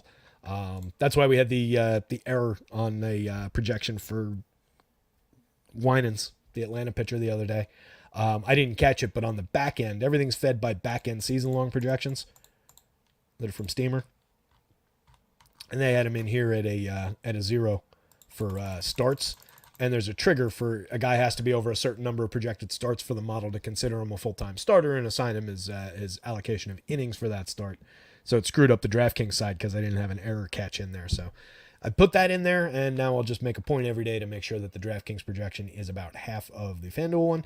But if you need a guide rail for that, by the way, if you just think a DraftKings projection looks weird, or a FanDuel one for that matter, and I'm not around to ask me, DraftKings should be about half of what FanDuel is, just by rule, right? So if you see a guy who's projected for like 20 on FanDuel but 18 on DraftKings, assume the DraftKings one is probably wrong. And it just got screwed up somewhere along the way. If you let me know, I'll get it fixed right away. That said, doing my best to make sure those things don't happen, because I know how that can screw you up. So Abbott does look pretty good. 8,200, 8,400. He projects out great. Love the matchup. As I was saying, so the confirmed version of this lineup now. Remillard, no stats so far this year. I guess this is his first game of the year. 2,200 at second base. Not going to get out of my Andrew Abbott liking because of Remillard in the 8 spot here. The confirmed lineup has those same 3 home runs. Paul DeJong and Corey Lee. 0 on the board so far for Andrew Vaughn. Robbie Grossman hasn't done anything since his insertion into the lineup. He's got 1 stolen base, a 348 on base, which is great over 23 plate appearances, 73 WRC plus already. Lenyn Sosa, not much of a hitter. 15 plate appearances, 286, 429, fantastic, 101 WRC plus, all right, great.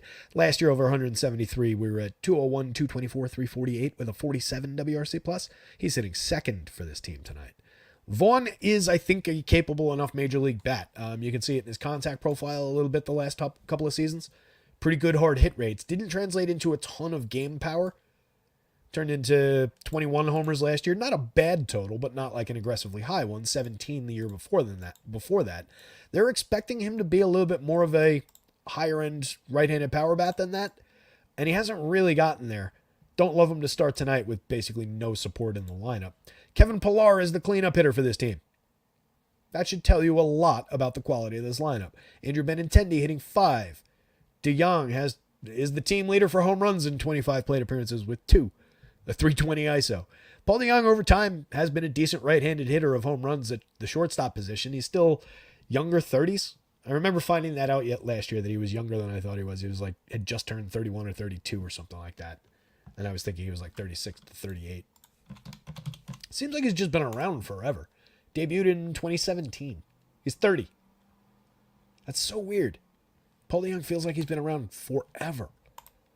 But now he's on the White Sox hitting 6th, and I wouldn't play him here. Corey Lee, Zach Remillard, Martin Maldonado down the bottom of the lineup. No, thank you. This is so non-threatening. So fire up the Andrew Abbott shares. 8,200 cheap on DraftKings. 8,400 cheap on FanDuel. Given the price difference and the opponent, again, it's a big gulf in projections that's probably not made up for by $1,600, $1,800 on DraftKings, but it's close. And I'm not going to say Colorado is any bigger threat to Gausman than the White Sox are to Andrew Abbott here. Gausman, obviously the more experienced guy, but it is another just spectacular potential matchup for a talented pitcher with strikeout upside. So, like the Abbott spot. Hope I didn't undersell it there. Cincinnati, I love their lineup. They're going up against Chris Flexen. 6,000 on both sides for Flexen. I don't think this is the spot. 10.6% strikeout rate so far. He went 4 1/3 in his first start, struck out 1 of the Braves, went 6 1/3 in his second start, gave up 6 hits, 3 earned, home run, walked 2, struck out 4. That was at Kansas City. That was a good start for Chris Flexen. He might have a couple better than that this season, but he's not going to be all that high end. 15.9% strikeouts last year with a 6.86 ERA, a 5.13 xFIP, a 5.36% home run rate, and all this premium contact. I could take some Cincinnati on the other side of this. Jonathan India, 4,200, 3,000. Pretty fairly priced for his talent, going back in time. So far this year, we haven't seen much, just 2 steals. Last year was all right, 17 homers, 14 steals. Kind of a dip overall in quality. 22 wasn't that great. When the hell are the good seasons, India? For him, I will unhide it. That's a decent season. 21 homers, 12 steals, 122 WRC plus. I guess that's the one I was thinking of. Thought he had a better one in there than that. But not a bad option from the leadoff spot at second base. We'll give him that much. Will Benson, premium talent. Really like the kid's bat. Really like what he did last year. 329 plate appearances, 11 homers, 19 steals, a 128 WRC plus with a 223 ISO. This year out of the gate, 2 homers, 2 steals, and 47 plate appearances. The average on base haven't caught up yet, but a 302 ISO, 105 WRC plus, like what we can get out of Will Benson. Encarnacion Strand hasn't really landed yet for the season. 1 home run on the board, but 154, 167, 250. A little bit rough. Team just rolling with him. Showing tons of faith, keeping him in the 3 spot, 4,200, 2,800. He's very cheap for his upside. 9.74 in the home run model. Kid's got tremendous power. 48.4% hard hits, 10.5% barrels last year. In a moderate sample, he had 13 home runs and 241 plate appearances. Was a 270, 328, 477 hitter, a 207 ISO, 112 WRC plus. Love Encarnacion Strand. Spencer Steer is a $5,400 option on DraftKings. Ellie De La Cruz is at $55.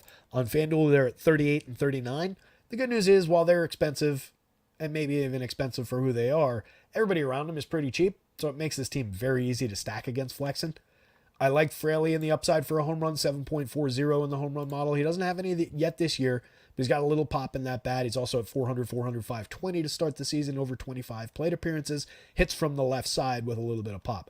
Ellie is skills-wise is a superstar caliber talent. 35.4% strikeouts that he needs to wrangle, but 3 home runs, 6 stolen bases already. A 341 ISO, creating runs 71% better than average. When he's not striking out, everything else that he does on the field is pretty fantastic. So happy to pay for Ellie in my stacks, and would probably make a plan to get there. Like, I would build from, maybe one of these 2 guys down, obviously. But I'm skipping somebody along the way so that I can include Ellie from the 6th spot. Not an unpopular choice. I don't think I'm being overly creative by doing that. Tyler Stevenson, moderately playable catcher. 29 plate appearances of not much production so far this year. Hit 13 home runs and 517 plate appearances last year. Just an 85 WRC plus. But if we're just homer hunting at the catcher spot, he's at least playable. 3,700, maybe he could be a little cheaper. 2,500, you don't really need a catcher spot on the FanDuel slate. 2 homers on board for Nick Martini. They came in the first couple of those 23 plate appearances, I think in the same game. I think I'm remembering that accurately.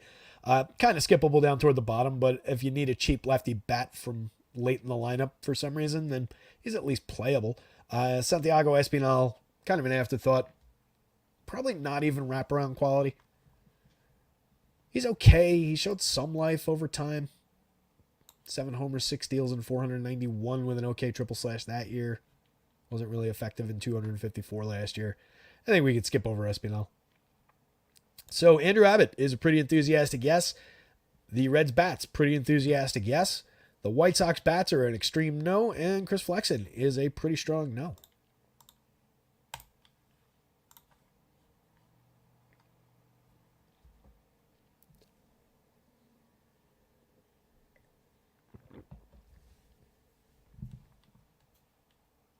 Arcathel's, I just saw Gallo was 2,800. Shitty Chicago lineup. Oh, yeah. Shitty Chicago organization. Texas Rangers, Houston Astros. Do we have these? Not on labs yet. I won't bore you guys with typing them. Dane Dunning, second only to Framber Valdez for ground balls over the last 2-3 seasons, whatever it's been. I heard the stats somewhere along the way, and I forget what the specifics of it were, but very, very good at inducing ground balls, limiting premium contact. You can see a little bit of that in his home run marks for the Astros, but you still get Jordan cracking through the 10-plus mark. Dunning not completely ungettable for power. 5.4 degree average launch 2 years ago, 10.8 degrees last year on a 7.5% barrel rate with some aggressive contact. Led to a 2.77% home run rate, 2.98 the year before. Out to a rough start for premium contact in his first 2 outings. Gave up 1 homer to this Houston team in his second start of the year. And 2 homers in his first start of the year to the Rays at Tampa Bay. Pitched deep into both games, struck out 7 in both games, though. Neither one was tragic. 3 earned runs total in each of those games. Just 4 hits for these Astros. 3 hits in the first game for the Rays at home. So Dunning has been a little bit maybe more effective than what these numbers look like. The walk rate hurts. The strikeout rate has been good, again, 7 in each of those games, getting some swinging strikes at 13.7%. And one of those was against a Houston team that really does not strike out much. You can see that right there. So the fact that he is a good pitcher for 7,000, I think he's more in play on the DraftKings slate at that price. He wouldn't be out of my SP2 pool. I think he's got enough talent to go out and maybe replicate that last start. 6 2/3, 4 hits, 3 runs, a homer, 7 strikeouts, 3 walks. It's not ideal, but it's there's upside beyond that. There's also downside against an excellent Astros lineup, though. They certainly might not strike out 7 times against him again tonight. But he's been picking up some Ks early and inducing some swinging strikes. Last 2 years, you can see we were much more around 20%. So, not early in the season hype, not a spot where we want to get too enthusiastic because of 2 good starts. I just think Dunning is a capable pitcher, and we've won with him in DFS before. So when he comes in at 7,000, even against the tough Astros team, I think it's worth discussing, leaving him in the pool. And if he comes up in very strong lineups, then you play him. If not, you don't have to go out of your way for him. JP France, 6,400, 7,700. Low-end strikeout rate over his first couple starts. Last year, he was just at 17.4%, right around the same level. Had a 3.83 ERA, a 4.81 xFIP. Walked a few too many at 8.1%. I don't know. Throwing him against this Texas team, I have nowhere near the faith in JP France that I do in Dane Dunning. We can sum it up like that. France went 5 2/3 in each of his first 2 starts. He gave up 3 earned runs apiece in those 2 starts, so those are essentially similar numbers to what Dunning did. Dunning pitched an extra inning on top of each of those. Struck out 5 in the first one against the Yanks. Struck out 4 against this Texas team. Gave up 8 hits and 3 earned runs in that game. 6 hits and 3 earned runs in the game against the Yankees. So I don't know. He's capable, but I don't think it's nearly as potentially high end. 6,400, the savings I don't think really makes up that difference. It seems silly because I'm talking about a difference between an 11.29 and an 11.05 if you're just looking projection-wise. 23.92, 23.05 on FanDuel. I just believe in this talent a lot more. I think there's more ability to spike an upside game for Dunning than there is for JP France. Either way, though, I think bats are probably the priority in this game. And it's probably the Rangers over the Astros, just given that respect for Dane Dunning's pitching ability. Marcus Semien, Corey Seager, Wyatt Langford, and Adolis Garcia is an enviable stack off the top, especially when you're getting Wyatt Langford in there at 43.28, helping average down the cost of the other guys. He hasn't been great out of the gate, 63 WRC plus, 240, 291, 300, but a very high-end prospect. He was tearing up the spring. Seems like it's only a matter of time before Wyatt Langford really gets engaged in the season and starts ripping the cover off the ball. So I think you include him in stacks. If you don't want him, you can go to Evan Carter for similar pricing, 45, 3,000 across sites. He had a very good cup of coffee last year. Out to a bad start, 189, 362. The 362 is good. 189, 362, 378. He's been creating runs 21% better than average. I shouldn't have just said out to a bad start by seeing the batting average, especially when I don't give a fuck about batting average. 1 home run, 1 stolen base. It's been all right. The run creation's there, though. The 189 ISO is fine. Last year in 75 plate appearances, 5 home runs, 3 steals, a 180 WRC plus. So you can skip Langford for Carter and get the same salary effect from the 5 spot. These are the 3 stars, the 3 priorities. Semien and Seager are a ridiculous duo in the middle infield. The fact that Semien's only 51 on DraftKings makes him really interesting. He's cheap over there. 3,800 on FanDuel. He's more expensive than Corey Seager on FanDuel. I don't necessarily agree with that, but Semien should be, at like this level of respect. He should be a high $5,000 to $6,000 player on DraftKings. Seager belongs where he is on DraftKings. A little bit cheap on FanDuel. It's kind of the opposite. 311, 392, 400 to start this year. Last year, 33 homers, 2 steals, 327, 396, 23. He's absolutely elite shortstop option. Adolis Garcia, 4 home runs on board already this year, 294 ISO, creating runs 59% better than average. Josh H. Smith filling in. Don't love, but he's at least cheap with triple position eligibility at 22 on FanDuel. Third and shortstop eligible, so you're putting him at third base at 3,100 on DraftKings. Out to a decent start in his 33 plate appearances since he started filling in. Ezekiel Duran had a good year last year if he happens to be in the lineup tonight. But Smith, 321, 424, 393. Been good for run creation in the small sample so far. Jonah Heim, power hitting catcher from both sides of the plate. Jared Walsh, a little bit of power from the left side of the plate. Has a home run already this year, 282, 378, 410 to start the season. Walsh out to a pretty decent start. He's a good player, so that could be an interesting one to keep an eye on at cheap prices for Texas. If you're stacking down this lineup, I'd rather have him here. I don't really know why you'd hit Josh Smith 6th and move Jared Walsh down to 8th. So hopefully that's the way they go in the confirmed lineup, and that makes Jared Walsh even more appealing. Astros, again, this top part of the lineup, especially with Pena now hitting 6th, that is a 14.2% strikeout rate on the average for this team, 1 through 6. From last year, that same group of hitters, 16.9%. So it's pretty real. 3 of them are 3 of the best hitters in all of baseball. Jordan Alvarez, Kyle Tucker from the left side, Jose Altuve from the right side. Any combination of all 3 of those guys, 2 out of 3 of those guys, including one of those guys as a one-off or in a stack with lesser hitters in that lineup, any approach with the top 3 hitters here is totally worth doing. Kyle Tucker, 3,400, a little bit cheap on FanDuel, 57, probably maybe about right on DraftKings. The FanDuel price is notably cheap. 241, 313, 379. Not the best start for Tucker, but we know he's an elite lefty bat. Bregman, 49.28, totally affordable, still right-handed power in that bat. Jainer Diaz, 4,400 now on DraftKings. That price has gone up by more than 1,000, I think, since early last week. 340, 389, 560, a 220 ISO, creating runs 76% better than average as a catcher. Kid is great. Really like the bat. I think 4,400 is still too cheap. I think you see him approach 5,000 before long. 2,800 is very cheap on FanDuel for a premium catcher bat. You can just consider him this team's first baseman and play him that way. That's kind of what you're doing on FanDuel anyway. Pena off to a good start, 315, 339, 444, creating runs 29% better than average, 2 home runs, 2 steals. Kind of back to the old form after a dip last year. Still cheap, 4,000, 2,900. Chas McCormick, 4,100, 2,800. Probably the cut line for stacking this lineup. I like Chas McCormick a lot. Jose Abreu, I'm rooting for him, but just seems lost again. Found it a little bit toward the end of last year. Ended up with 18 home runs, but this year no homers in 41 plate appearances. 0.081, 146, 0.081, a 0 ISO, a negative 32 WRC+, 132% worse than average creating runs.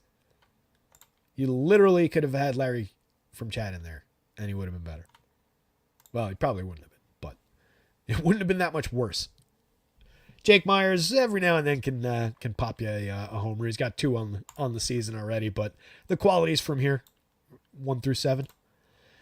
So Rangers bats are more of a yes, I think, than Astros bats.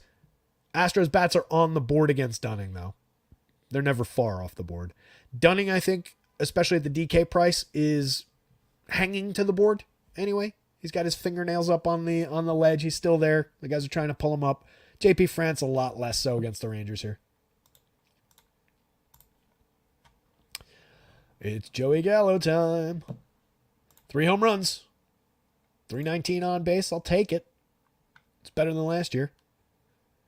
34% strikeouts. That's better than last year too. If he can stay at 33, 34, we're fine with Joey Gallo. It's when he craters to this 42% rate that it becomes problematic. Not enough offset between that and that. But drawing his walks, doing his thing. As I said about him the other day, there's not a player in baseball who normalized as quickly as Joey Gallo did this season. He's exactly where he's supposed to be. 179, 319, 487. The slug might be a little bit low, with 308 ISO. Creating runs 20% better than average. 3 home runs. He's even stolen a base. This is the most surprising thing about Joey Gallo's line so far this season in 47 plate appearances. Absolutely tremendous for premium contact. Needs to connect. All of that is baked in with Joey Gallo. We know that he needs to connect with the ball. Therefore, we don't care about the strikeout at bats. They're just our known zeros that we're going to inject into our lineups from time to time. He's 2,800 on DraftKings. He's 3,000 on FanDuel. He's facing Paul Blackburn, who is a gettable righty. I don't think Paul Blackburn is without talent. Last year, 22.4% strikeout rate, a 4.43 xFIP, 4.43 ERA, 4.34 xFIP. Was decent at limiting premium contact and power, just 5.7% barrels, 2.37% home runs. A little bit more premium contact, but a little bit less launch that year. A little bit more barrel, which is a weird combination. But just a 19.1% strikeout rate. He walks too many, 9.3% last year. 6.4 was fine this year, but too many that year. Out to a 14.9% strikeout rate start. That amounts to 4 strikeouts in 6 innings against the Tigers at Detroit and 3 strikeouts against Cleveland. That Cleveland team notoriously stingy for strikeouts. He was good in both those starts, though. Allowed just 3 hits and no runs in either one of them. Clean 0 ERA, but a 3.92 xFIP is far more honest. Hasn't really put too many guys on base this year, even finding a few swinging strikes so far this year. I think I'm probably leaning more towards the Nats, but you can see he projects out just fine. Both of these pitchers project fine. If these were the only 2 pitchers on the slate, though, I'd be going to Jake Irvin. He's way cheaper, $7,500 and a higher, slightly higher projection. At that point, the projection, there's no difference between those 2 projections. It's just kind of directional. But $1,500 is definitely a difference. $7,600 to $5,200 on DraftKings, definitely a difference. The Nationals are a better team than the Athletics. I'm pretty sure. It's close, but I'm pretty sure. So, yeah, Jake Irvin's uncomfortably on the board. Paul Blackburn, I think you can get away with playing, but FanDuel, it's really mispriced. 9,000 is challenging when the slate is this deep. To look at all these options and say, you know who I want? Paul Blackburn at 9,000. Just doesn't really click for me. 7,600, I think he's perfectly fine. I have no issues with choosing Paul Blackburn at 76 on the DraftKings slate. Not at 9,000 on FanDuel. That's a little tough. He could go out and win the slate. No arguing with it, but there's a lot better options before lock, before the first pitch is thrown. Irvin, for his side of things, struck out 5 in 6 innings in his last start against the Phillies. Gave up 4 earned on 5 hits. A homer, walked 1, but made it through 6, faced 23 hitters. Made it through 5 against Cincinnati at Cincinnati. In the first start, struck out 4, gave up 3 earned, 2 walks, 7 hits. It's about Jake Irvin. You know, no real issues with that line. No real surprises in there. 121 innings last year, 18.7% strikeout rate, 4.61 ERA, 5.14 xFIP, walked way too many at 10.2%. Gave up some premium contact, elevated launch, 10.3% barrel rate, 14.7 degree launch, over 90 miles an hour of exit velo on average, nearly a 4% home run rate. I don't have much faith in Jake Irvin to succeed here, but he's going up against the lowly Athletics lineup that strikes out a ton. They've been a little bit frisky. They've been a little bit of a spoiler for when we've gone to weaker than average pitchers against them. They could definitely do that to Jake Irvin here. And all you really need to do is hang 4 runs on him, and it'll ruin the value play. But I don't think he's off the board, oddly. I don't know that I would go to it on FanDuel, just again, given the depth of the FanDuel slate, but at least he's not at 9,000 like Paul Blackburn is. Blackburn is the more talented of these 2 guys, by the way. At 5,200, if you're inclined to roll those value dice on DraftKings, you could probably do worse. I showed you where it lands on the board. Oh, how did these get unhidden again?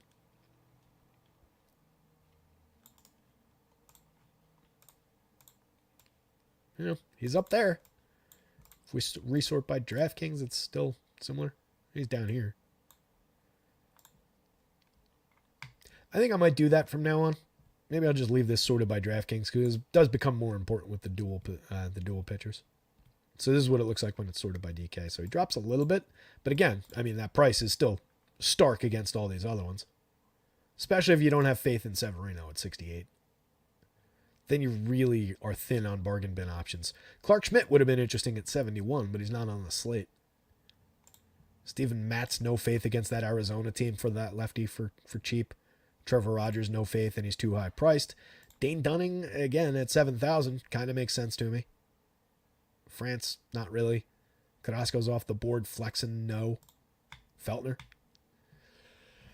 Dicey in the bargain bin for DraftKings today. So that's what keeps Jake Irvin alive. Nationals. Let's talk Nats bats. CJ Abrams definitely on the board against Paul Blackburn. We worry about CJ a little bit when there's a lefty on the mound and he happens to be in the lineup. They've been protecting him a little bit, but he's an excellent option today. 4,500 on DK is too cheap. 3,500, maybe a little cheap for him on the FanDuel slate, but this is aggressively cheap on DraftKings. It's only in red because everybody in these lineups is cheap, and it's doing the conditional formatting just team by team. So ignore the red. That's a very low DraftKings price for his talent. Lane Thomas for 4,200.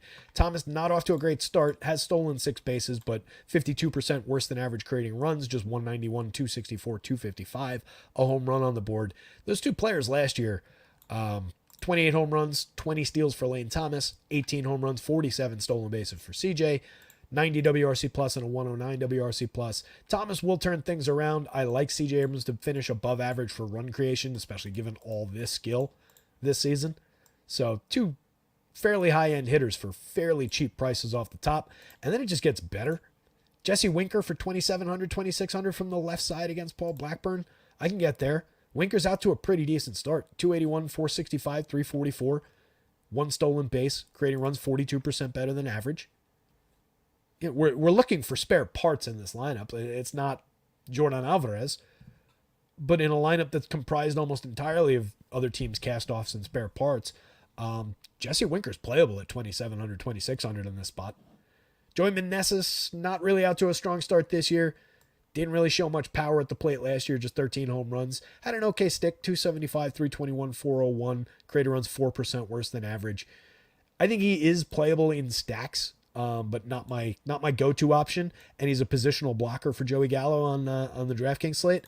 I will just take Joey Gallo for 700 less every time. Outfield and first base for Gallo on FanDuel doesn't make that a problem. You also get the util spot. 3,000, Joey Gallo is correctly priced more than Meneses on the FanDuel slate, but Joey's our guy here. 8.54 to lead the team in the home run model. 3 on the board already for the season. Again, a 308 ISO, 120 WRC plus. He could easily go in there, strike out 4 times, and give you a 0 tonight. Know what you're buying when you buy Joey Gallo, but a one-off of Joey Gallo might be in store for me today. I don't know that I go to this Nationals team as like a stack, but I'll have some Gallo in there somewhere. Keibert Ruiz, I love that he puts everything in play.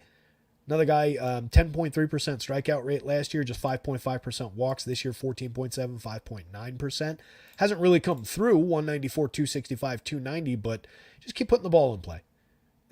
What I said before, it goes even double. I said, low strikeout rate, you're putting the ball in play a lot. But when your strikeout rate is extremely low and you don't draw a ton of walks, then you're just really, really over the top for balls in play. So Keibert Ruiz, kind of interesting from that regard as a switch hitting catcher for a fair price. Eddie Rosario for 3,200, 2,500. Hit 20 home runs last year.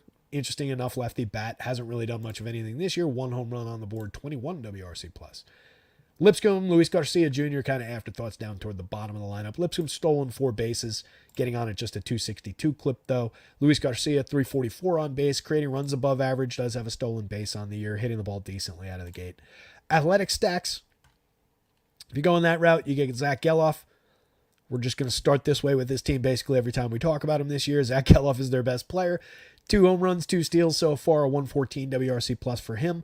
Abraham Toro, not uninteresting for 27, 23. It's just third base. I'd rather have him in a middle infield spot or something along those lines. But he's got a home run. He's been all right to start the season, over 32 plate appearances. JJ Bleday, 3,426 from the left side. 1 home run already. Sub 300 on base. Below average WRC plus. Hit 10 home runs last year, but 195, 310, 355, below average WRC plus. Year before that, just 167, 277, 309, and 238 plate appearances. We're talking about like a replacement level talent, if that. JD Davis does have some premium contact ability, does have some power. Better against lefties than against righties. But we could go to JD Davis if we're over the top for stacking this team. He's cheap at 37-27. 2 home runs, both came against the lefty in the same game. But a 220 ISO out of the gate. 244, 311, 463, creating runs 28% better than average. So he's doing a little bit more than hitting home runs. Seth Brown from the left side, pretty good contact profile each of the last 2 years. Only moderate success out of the gate so far this year. 14 home runs last year in 378. 25 home runs in 555 plate appearances the year before last. Need to get back to that level. Needs to be healthy and play every day this year. He was in and out of the lineup last year. Langoliers had the 3-homer day the other day, 4 on the board for the season, 333 ISO. He's cheap, and he does hit home runs. He does have good premium contact when he makes contact. I will say that every time about Shea Langoliers. There are a lot of flaws in the hitter beyond that, though. Ton of strikeouts, not that many walks, a lot of swing and miss. Ryan Noda, a nose for getting on base, not yet this year, though. 286 on base isn't good, 189, 286. No power whatsoever yet from the left side of the plate. Lawrence Butler, Nick Allen, also kind of afterthoughts at the bottom of the lineup. Neither of these teams are any good. Neither of these lineups are any good. I prefer the Nationals lineup greatly. C.J. Abrams probably the best hitter on either team, or the best offensive player on either team. Probably followed by Lane Thomas, then Zach Geloff, then Joey Gallo. I don't think I'm being unfair to anybody saying that. But the point is, a lot more enthusiasm about stacking Nationals against Paul Blackburn, even though he's the more talented of these two pitchers. More enthusiasm about Jake Irvin just because he's so low priced going up against the lineup that I think is the worst of these two teams. Either of the pitchers or any one of the 4 corners is like in play as a cheapo value play that I don't know what the popularity is going to look like.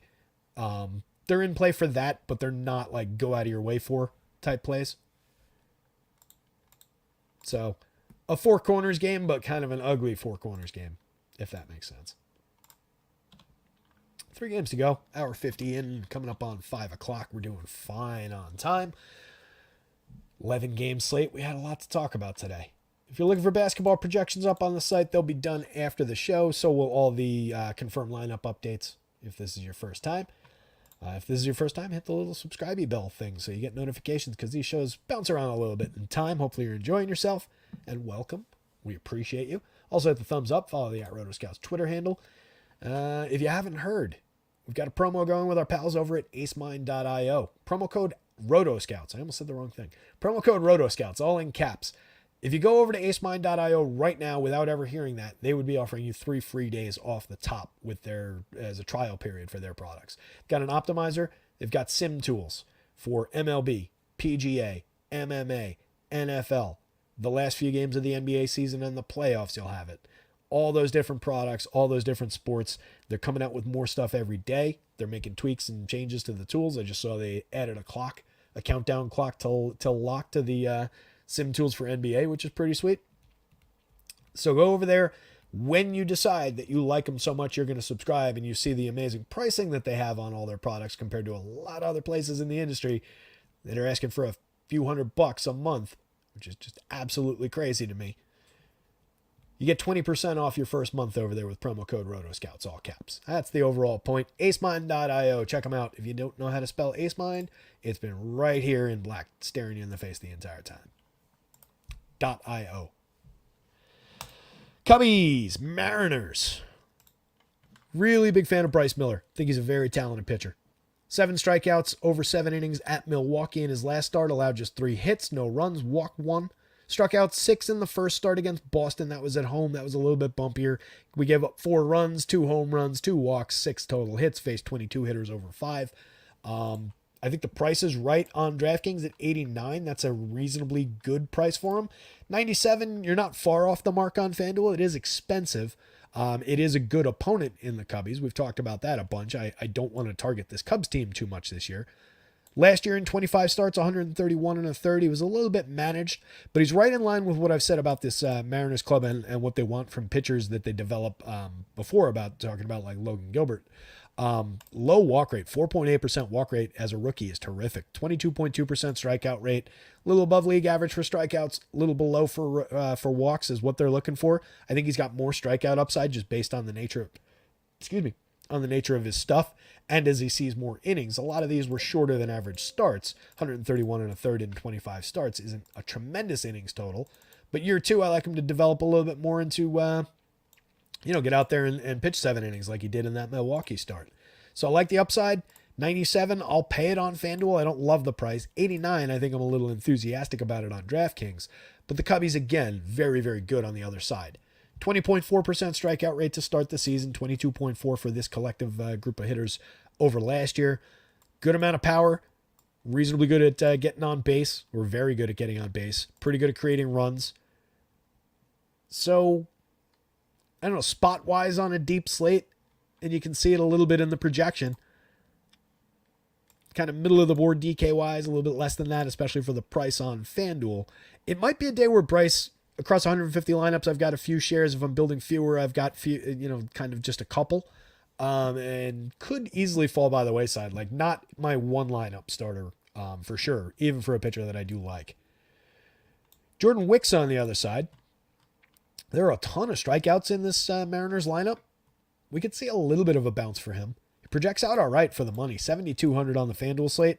It's pretty solid. You can see the projections not far off, and the salary is pretty far off.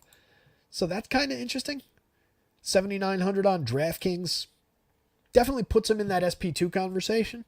I feel like he could be cheaper on DK. But a couple of decent starts. Only went 4 innings at Texas. Gave up 5 runs, but only 2 of them earned. Walked 3, which is not great. 6 strikeouts, though, in 4 innings. Second start was against the Dodgers. 2 earned runs in that one, 6 hits. Walked 1, struck out 7 in 4 2/3 against the Dodgers. These guys are a notably worse bunch for strikeouts than the Dodgers, or honestly than the Rangers. Nearly a 30% strikeout rate from this group in the projected lineup so far this year. Small sample. Last year, nearly 25%. Both of those numbers are targetable. I don't think it's completely crazy to think that Wicks is on the board. 34 2/3 in 7 starts. Last year was not good. 4.41 ERA, a 4.30 xFIP, a 16.3% strikeout rate. We went from 9.9% swinging strikes in that small sample to 15.1% in this much smaller sample. But there's some good in here. If it's at all believable, I think the Mariners can help bring out another good start from Jordan Wicks here. So a little bit upside. If he was at even like 72 on DraftKings, if he was like 68, somewhere in that territory, we would probably be pushing the Jordan Wicks is the best SP2 on the board narrative. I think he's a little expensive for that conversation. Just doesn't fall into the bargain bin, in other words. But I think there's upside there. Going up against a Mariners team that's really scuffling, really bad for strikeouts. These prices should just be reversed, is really what it is. I don't know how much I play him, just especially given 2 very short starts to start the year. I don't know how much I want to go to the FanDuel value. I believe that it's there at price. If you're losing the quality start on a day where Gausman is projected so high and a number of other guys look pretty good, if I lose that bonus, it's kind of problematic. So makes it a little bit stickier on FanDuel, even with the additional discount baked in. Cubbies bats, I think you can play against Miller. If they do their thing, they should be fine for picking up a couple runs. Then you get into the bullpen, and it's away we go. Ian Happ, 421 on base to start the year, a 36% better than average WRC plus mark, 298, 421, 404. Love some Ian Happ off the top. Seiya Suzuki, 2 home runs already, creating runs 35% better than average. Cody Bellinger, a little bit of a dip in quality so far to start the season, but maintaining the strikeout rate is okay. He's got 2 home runs. I think we'll be fine. We're going to keep an eye on it, but I think we'll be fine. He's down to 5,000, 3,300. He's got first base and outfield eligibility on FanDuel. I think you can fire up Cody Bellinger easily enough as a lefty bat against Miller here. Chris Morel, reasonably affordable given the home run upside. 9.20 leads the team for home runs. He's got 3 already this season, 255 ISO. Really good start, 298, 340, 553. Creating runs 42% better than average. Playing more often than not. Dansby Swanson, cheap at 4,300 for his premium quality at shortstop. 3,400 is closer to right on FanDuel. 2 home runs, a stolen base, a 134 WRC plus, a 220 ISO. Michael Busch is pretty cheap from the left side. Reasonable source of premium contact. 2 home runs already this year, a 216 ISO. Getting on base at a 364 clip in the tiny, tiny sample. Again, all these samples are still so small as to be completely irrelevant. Just gives us something to talk about. 2,900 is very cheap for Michael Busch on DraftKings. It's also cheap for him on FanDuel where you get third base eligibility, but it's notably cheap on DraftKings. If you go like 1, 2, 3... Actually, let's leave Cody out of it. We'll leave the expensive struggling guy out of it, right? We'll take 2 guys off the top and then these 3. And that gives me a shortstop, first baseman, a third baseman, and 2 outfielders. And it makes my average for those guys who are all off to good starts 4,200. Not bad. Average is down a couple guys there. Puts Michael Busch at worst at like his correct price. Right? A lot of times when I play that game with averaging the salary down, you can flip it on its head by saying, all right, Tara, sure, but now you're paying $5,200 for John Birdie, like in that Yankees example that I was doing the other day. Which, yes, sure, but I think there's more value clearly in getting Judge and Soto for below whatever it was. But Busch, I think that that correction is just makes him normalized, where he's just way too cheap here. Horner, a little bit of stolen base upside if he gets on. 340 on base so far this season. No steals, just a 139, 340, 167 start. 68 WRC plus, but we know there's more upside than that. Tauchman good at getting on base. John Gomes, a little bit of hidden pop maybe. If I'm going to Seattle, it begins and ends with Julio, really. JP Crawford ahead of him is only getting on at a 232 clip. He was at 380 last year for the season. Until he starts reaching first base, there's no real reason to consider him a strong bolt-on to Julio. Julio's struggling out of the gate too. 44 WRC plus, a .02 ISO, no home runs, 2 steals. Had a rough start to last season and eventually rounded into form tremendously. Seems slow out of the gate again this year. I've said out of the gate way too many times on this show. Ty France, 3,700, 2,600. I do hear those things. Ty France is cheap. Little bit of talent, 316, 350, 368. Looks like the bat is arrived at least in the early part of the season, but more of a contact-focused hitter than a power bat, more of a real-life baseball hitter than a DFS hitter. Mitch has 2 home runs, a 140 WRC plus, a 190 ISO. He's been all right so far. Hit a ton of home runs for this team a couple years ago. He's still cheap, 3,900, 2,800. Jorge Polanco, I believe in the turnaround. It's only been 54 plate appearances, but they haven't been great. 1 home run, 46 WRC plus. The other Mitch, 4,200, 2,800 at catcher.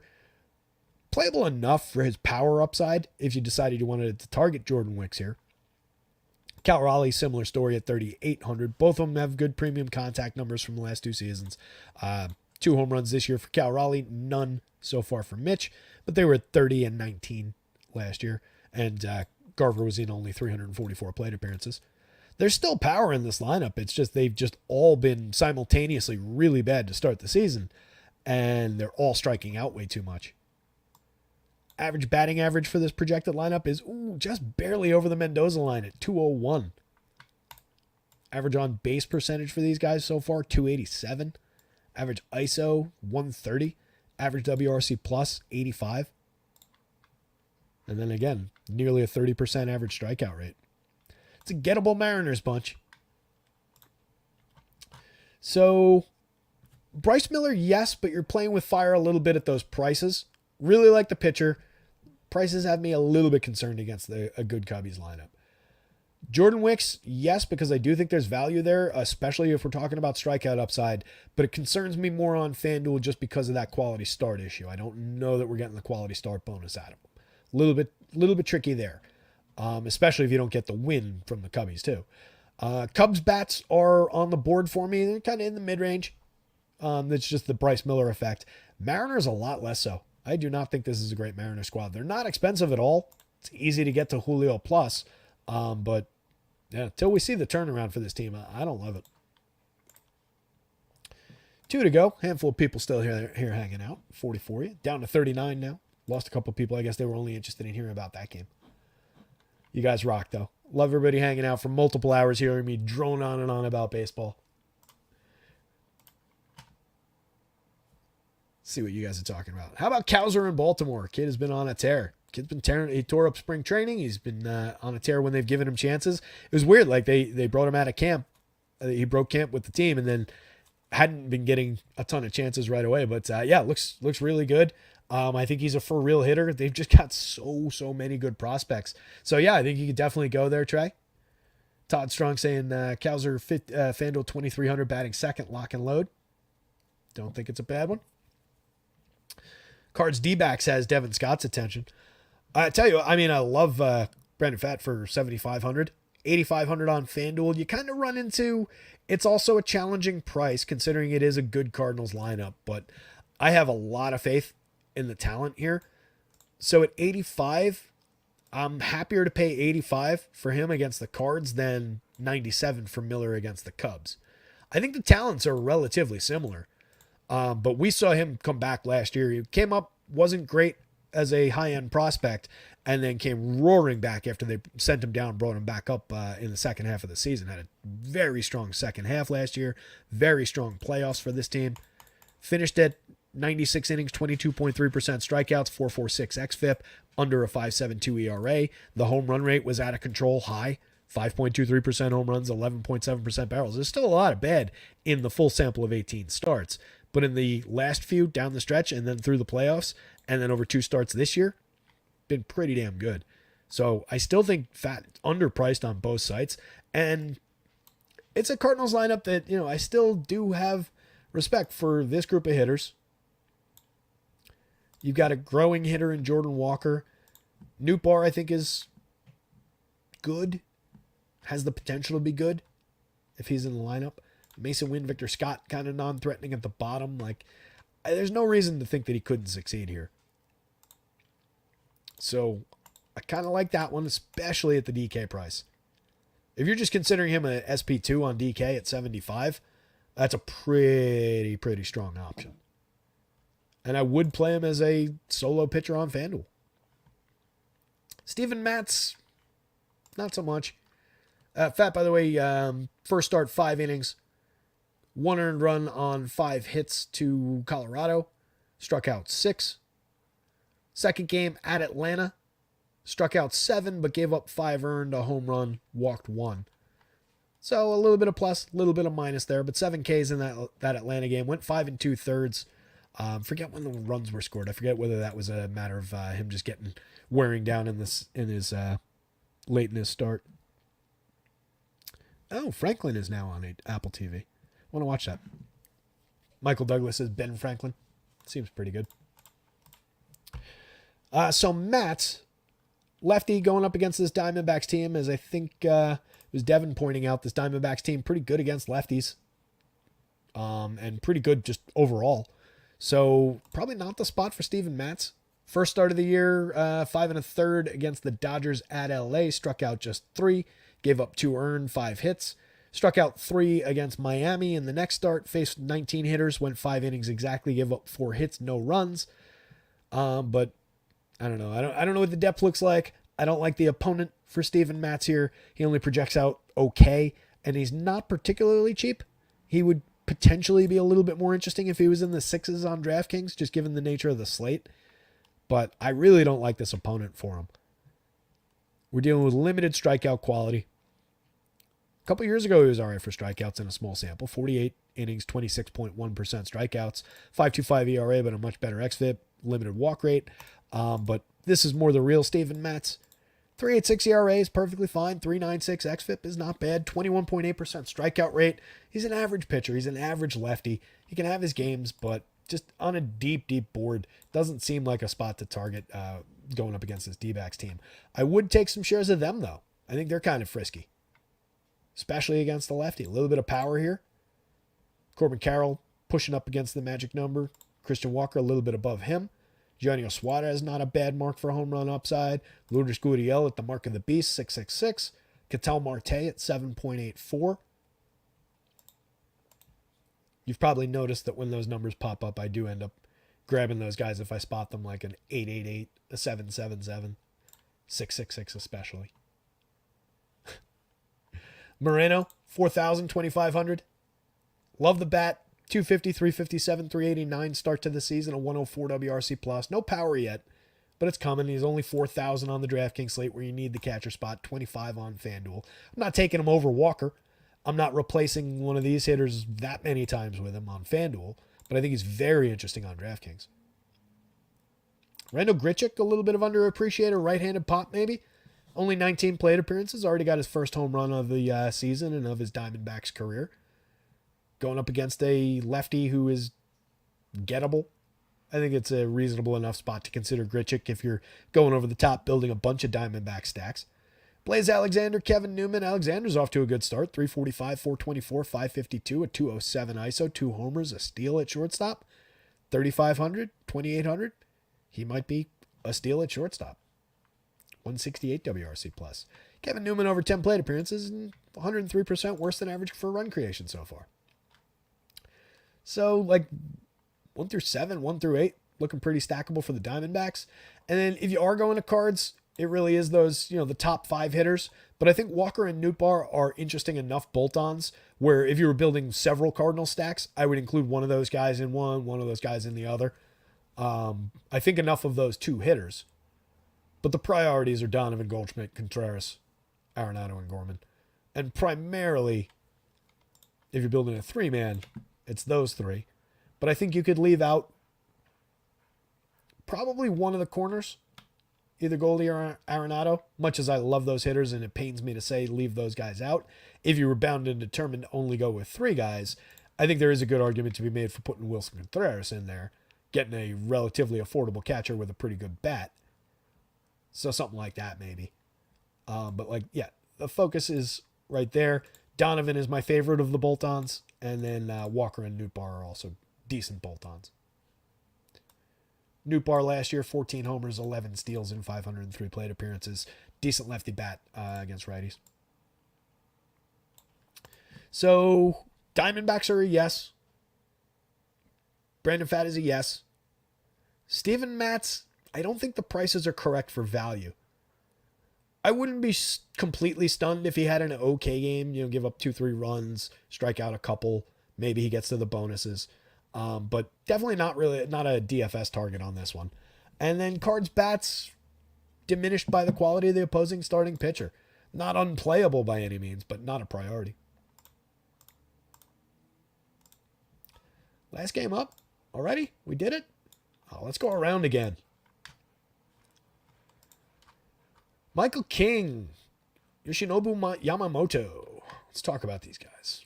I forget whether they faced each other in that early series. They're on the same timing, but I think the off days changed that. I can actually see. They did. On the 21st in South Korea. I forgot I had the dates here. Yamamoto was a total disaster in that start on the 21st in Seoul. He lasted just 1 inning in his major league debut. Gave up 5 earned runs on 4 hits, struck out 2, walked 1. Second start was an improvement. Faced 17 Cardinals hitters. Over 5 innings, allowed just 2 hits, struck out 5, no walks, no runs. Start after that, at the Cubbies. Allowed 3 hits, faced 21 Cubs, allowed no runs, 2 walks, 8 strikeouts. We're getting progressively better with Yamamoto. The reason he got the gigantic contract after never throwing a ball in the major leagues is he's widely regarded as one of the most talented pitchers in the entire world. So I think you just ride with it at 10-2. He projects out just fine. 9-6 on DraftKings projects out just fine. Don't love the opponent, but we're also not running in fear from these Padres most days. So I think his talent probably outpaces theirs, and he looks pretty playable here. It's just we do have other options in the price tier. He's here. I'd rather get Gausman against Colorado there. I think the entire world is going to be on that play. Yamamoto probably less popular for the $200 tax. If you can get him less popular for $400 less than Gausman on the DraftKings slate, that's got its value. But I think he's very talented. I think it's a reasonably good spot. Michael King in that same game in Seoul, South Korea, 3 1/3. Gave up 3 earned on 4 hits, allowed a home run, walked 3, struck out 5. Next game against San Francisco, 4 innings, faced 21 hitters, gave up 2 earned, gave up a home run in that one. 6 strikeouts, but he walked 7 hitters in that one. That is bad. Can't do that. Came back against the same San Francisco team. The next start, walked just 1, struck out 4, allowed 4 hits over 7 innings, faced 26 hitters, excuse me. Michael King's another pitcher with a ton of talent. Excellent stuff. Watched him a lot last year. Ignore the walk rate. Last year in 104 2/3, 29.5% strikeout rate, 7.4% walk, 2.75 ERA, a 3.38 xFIP. That was 9 starts, 104 2/3 innings. A lot of bullpen work there. But very, very good CSW. 11.7% swinging strike rate is pretty good. Was good for limiting premium contact. As long as we don't have a disaster day with walks, he'd be fine against most opponents. It's the fact that he's facing the Los Angeles Dodgers here. God damn it. Fucking Will Smith.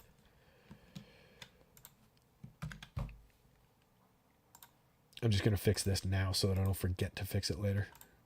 Will Smith. So it's just the fact that it's the Dodgers on the other side that really diminishes the King play. Otherwise, he'd be perfectly fine. I think the pricing at least puts him in the conversation for some shares across 150 lineups. He's not a I build 3 lineups a night kind of a pitcher tonight against the Dodgers. But if you're building out 150, I think he's at least in your player pool. The prices are low. It's just you're going up against an elite lineup with they do have some strikeouts in it, but they've also got some of their very best are very good at limiting strikeouts. So little back and forth there. Dodgers I would stack against King. They ranked out pretty well. They all project great. It's just impossible to make these guys not project strongly compared to where other people are, more mortal lineups are. But from Mookie through Outman at the very least, if this is the lineup, and honestly it is a 1 through 9 lineup for me. I think a lot of Gavin Lux, and he's very, very cheap at second base. Chris Taylor gives you multi-position eligibility at 3 spots on FanDuel for 24. As just an outfielder for 28, Chris Taylor loses a lot of his appeal, especially against a righty here. But on FanDuel, the flexibility and the cheap price at least keeps him on the board. But maybe you cross him and Gavin Lux off and you consider it a 7-man lineup, and then you're talking about 7 excellent options. Outman, not out to a great start in terms of the triple slash, just an 81 WRC plus. Got 2 home runs on the board over the last few days, though. Everybody else, well above average for run creation. 164 average WRC plus for the top 6 hitters. Teoscar's got 4 home runs. Mookie's got 5. Max Muncy's hit 2. It's the Dodgers. It's a ridiculous lineup. Take the top 3 guys. Any way that you can stack them together. I'm noticing now that Freddie Freeman is at only 3,800 on the FanDuel slate, 5,800 on DraftKings. He's a 4,000, 6,000 player and never should be cheaper than that. So take the bargain on Freddie Freeman. Choose your favorite of Mookie Betts, Shohei Ohtani, and then put them together with a couple other guys in this lineup. There's your Dodger stack. Easy enough. They are going up against a fairly high-end arm for strikeouts in Michael King. But if he's walking a few of these guys and they're good at drawing walks, putting extra runners on base for against the Dodgers, it gets really dicey really fast. So I think there's justification for getting to Dodgers bats. And then if you're going to pods, they're deeper than they've been. Jurickson Profar's been excellent to start the season. I'm going to give him his full due. 3,100, probably not expensive enough for how he's been. 2,900, note that I said how he's been, not who he is or what is going to happen going forward. But if you're backward looking, that's cheap. For tonight, he's still my least favorite hitter in this lineup, but you're getting a switch hitter hitting probably 5th, 6th, somewhere around there. I just don't love the spot matching up against Yamamoto. We could see the turn and the diminishment of Jurickson Profar beginning tonight, but he's been great to start the year. 244 ISO, creating runs 81% better than average to lead the team. I still prefer Fernando Tatis, despite the 50-point difference in their WRC plus so far. I think you guys would agree with that. 4 home runs, 2 steals for Tatis, 263, 333, 491, 228 ISO. It's been fine. Just take a little while to round into like superstar caliber numbers. Cronenworth holding down the 3 spot at 304, 365, 518, 214 ISO, 44% better than average for run creation. He's also cheap, 3,700, 3,000. Again, another guy who's not my favorite hitter in this lineup by any stretch of the imagination, but he's been getting it done. Manny Machado's slow to start the year. 2 home runs, 220, 292, 373. He'll be fine. Bogarts will also be fine. He's got a homer, he's got a steal. Just a 79 WRC plus to start the year. But those are still 2 of the priority bats in this stack. The priorities are 1, 2, 3. And then other guys, probably first Ha-Seong Kim, then Luis Campusano. Then maybe it's Cronenworth and Profar. But I do kind of like Jackson Merrill more than those guys. I wish Jackson Merrill was hitting like here or here. Makes it more interesting.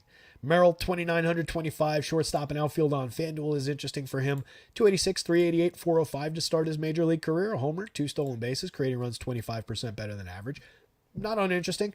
Tyler Wade, still the dead minimum with 3 positions on FanDuel. That just makes him a little bit of a Swiss Army knife. Not a good hitter, not great at getting on base. Has a little bit of speed. If he manages to get on as a wraparound play ahead of those guys, you do that 2 or 3 times, I like your opportunity to pay off your $2,000 salary. So you need Tyler Wade to do well on that night that you put him in, but there's flexibility. Holy shit, is he 4 position eligible? He's 4 position eligible. I think that's our first 4 position guy. I don't think we've seen that before, right? dead minimum price across 4 positions now. There's value. I really, it could be Larry. Keep picking on poor Larry. For all I know, Larry's fantastic at baseball. Could be me. 4 positions. Just get your body in front of the ball. Take one for the team. Get to first base. That flexibility is fantastic. I didn't realize they had extended it to 4. On DraftKings, he's just a third baseman. None of that applies to Tyler Wade at only third base for 2,600 on DraftKings. It's only a FanDuel thing. And again, you're talking about a low end, like sub-replacement level player. He is here just literally like as a replacement level guy. And it might not be in the lineup. So Yamamoto is a yes for sure. Projects out great. Just some competing guys at that level who have better matchups. You make a popularity and price decision on Yamamoto today. Michael King against a lot of other teams would be a yes. Against this Dodgers lineup, probably playing with fire at 8,000, 8,600, but the price is right for potential for strikeouts. I don't take him off the board, but I don't prioritize him in any way against the Dodgers. Dodgers bats are a yes. Do you get the version of King that's walking too many? You could be in for a decent night. And the Padres are a lighter yes, but I think they're at least on the board. Couple of Padres stacks across a bunch of lineups. No issues with it. Probably not crazy high owned against Yamamoto.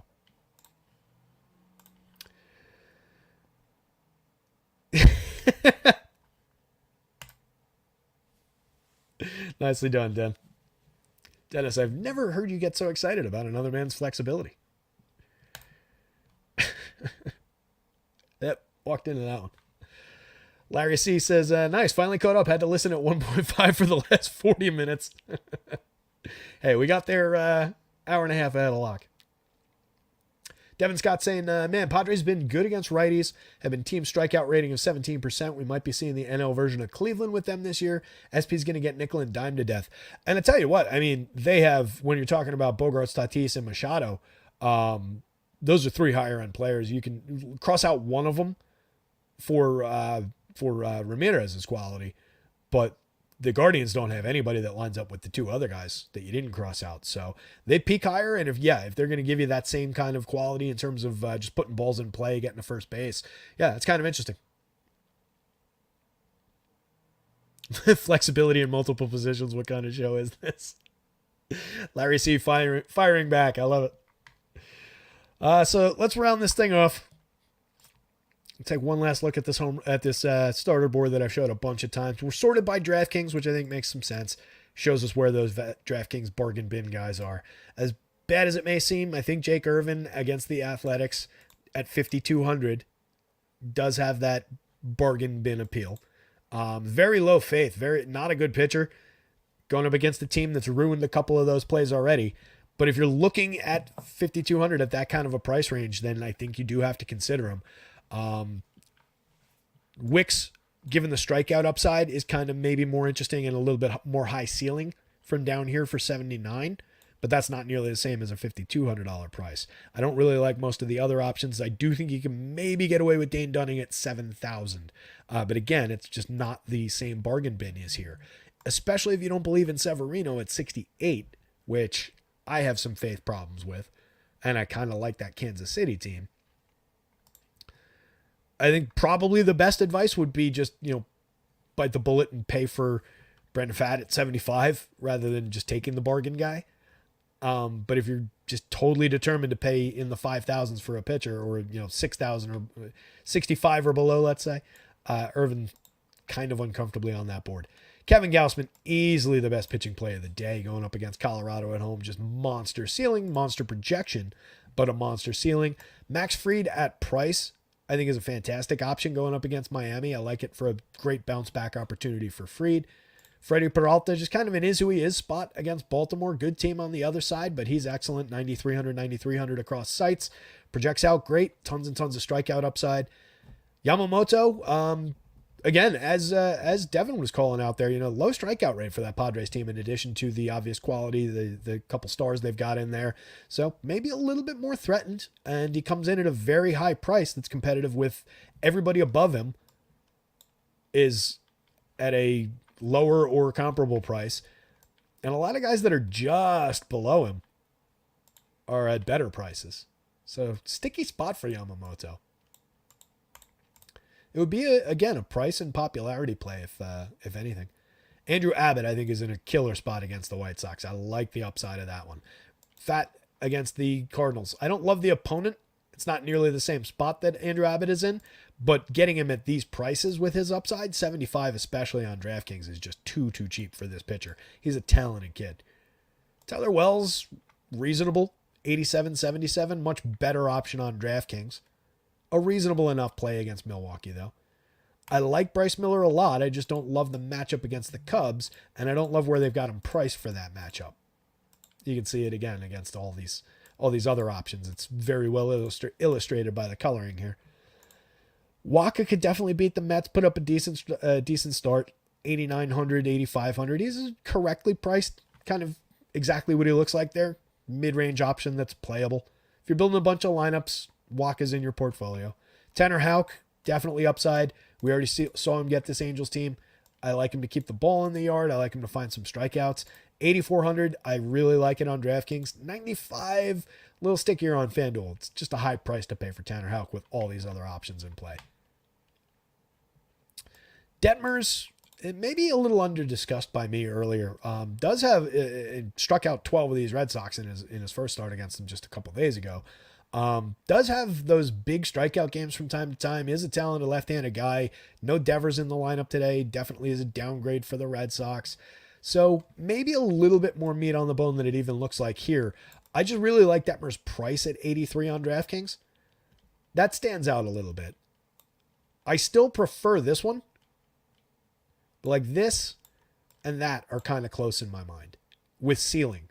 9,400 Detmers is just in a different tier on FanDuel. Blackburn could definitely beat the Nationals and have a decent day. 7,600 is in play for you on DraftKings. 9,000 not so much on FanDuel. And then like nobody down this way. I think your cut line's probably your Jake Irvin on DK. And then realistically, my cut line is probably like here on FanDuel.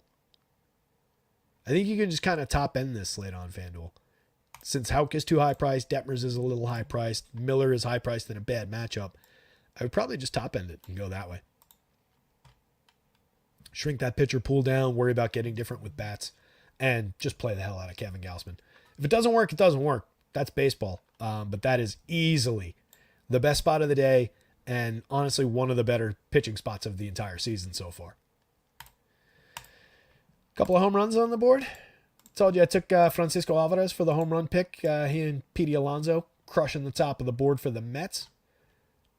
Aaron Judge no longer there, but Vladdy Guerrero is there for Toronto. Fernando Tatis, in addition to that low strikeout and the qualities that we talked about against Yamamoto that San Diego is bringing to the table, Tatis on the board with an 11.7 in the home run model. Not bad. Corey Seager for a very good price on FanDuel at shortstop, 10.82. Springer joining Vladdy. So we get look at that real quick, actually. All the way back to the top. What the fuck are the Blue Jays playing? Rockies. Both Springer and Vladdy over the magic number for home run upside. Kind of like that against Feltner here. Bichette not far below it. Even Turner not all that far off. And then you can bounce back with Varsho later on. That Blue Jay stack might have been a little bit underrated. I know I said that they're cheap. I don't think I realized where the power marks were landing for them against Feltner here. Maybe a little underappreciated earlier in the show, but like if you wanted to grab a 3-man in addition to support your Kevin Gausman shares, it's reasonable. It's probably better bats overall. There's some. Top stacks are up on the site. Projections will be updated in just a minute. Basketball projections will go up in just a bit. What else? Lone Wolf, not crazy about stacking Mets. Oh, you're not crazy for stacking Mets. No, I don't think you're crazy for stacking Mets. They were leading the power index, if I remember correctly. That's not their game. I hate that I do this by the OA team because I never remember who's playing who. But yeah, a lot of good power grades for the Mets. And I think they've got some sneaky quality. I've talked about Brett Beatty a number of times, but I think he's a decent lefty bat going up against Waka here. I would not be surprised to see Waka go, a decent 6 innings, find a few strikeouts, maybe give up like 2 or 3 runs, but it's a neither here nor there game where like you didn't need Waka, you didn't need the Mets. I could see that a lot. The Mets have done that to us already a couple times. But I like the power upside for the Mets. I think there's a decent playability to them, and they're cheap. For the talent that's involved in the conversation, they are cheap, specifically on FanDuel. Ryan S., you're humid as fuck, windy with 25 mile an hour wind blowing out here today in Detroit. That would be killer. The one flaw there is that game's not on the main slate. Detroit game is a 6:40 game, so it's on your early slate. But yeah, targetable spot. Like that Detroit lineup. You guys want to talk about that? I'll talk about that game. Twins at Detroit. Ooh, good pitching matchup. Pablo against Tariq Skubal. That's the one that got wiped out for us yesterday. So I wouldn't necessarily rush to roster Tigers hitters against Pablo. I think he's an excellent pitcher with some strikeout upside. But considering that's a 2-game slate with that game and then the Pirates and Phillies game, wind also blowing out there, it looks like. But yeah, you do get the wind out of it. If I'm looking at the Tigers, Mark Canha hitting second is kind of interesting at a cheap price. I love Riley Green, Spencer Torkelson. I think a lot of Kerry Carpenter. Colt Keith is hitting 5th for a fair price from the left side. Their premium rookie. Even Parker Meadows down lineup hitting 7th for a cheap price is pretty interesting. I don't love Urshela. Javi Baez should have retired. Jake Rogers has power as a cheap catcher bat. I just don't like the matchup for them against Pablo, but a 21 mile an hour sustained wind out to left field is kind of interesting for anybody, especially if it's warm and humid. If you're looking at the other game, I think it's bats in that one. Chris Sanchez going for the Phils, Bailey Falter for the Pirates. Phillies at a 5.1 implied total, probably the best offensive spot of those 2 early games. So throw some Phillies bats at Bailey Falter. Oh, maybe that 650 game's on there too. Jake Waguespack for the Rays going up against Keaton Wynn for the Giants. If that's on your slate, I would take maybe some Giants bats against Waguespack. Jorge Soler leaps to mind, like a Lamont Wade, Jorge Soler, Michael Conforto 3-man. Or maybe you add Chapman and either Lee or Estrada to it. Twins less playable, I think, against Tariq Skubal. Love the upside for his strikeout ability. Oh, Ryan, I don't think the Tigers suck. I don't think they suck at all. There's no way I can pull them up onto the screen easily, but I think it's a good young lineup. I like that Tigers team.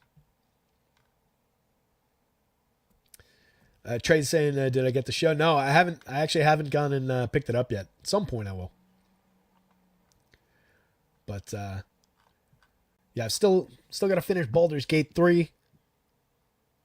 Technically, I got to finish Starfield, which I bought and was actually enjoying a little bit, but got away from.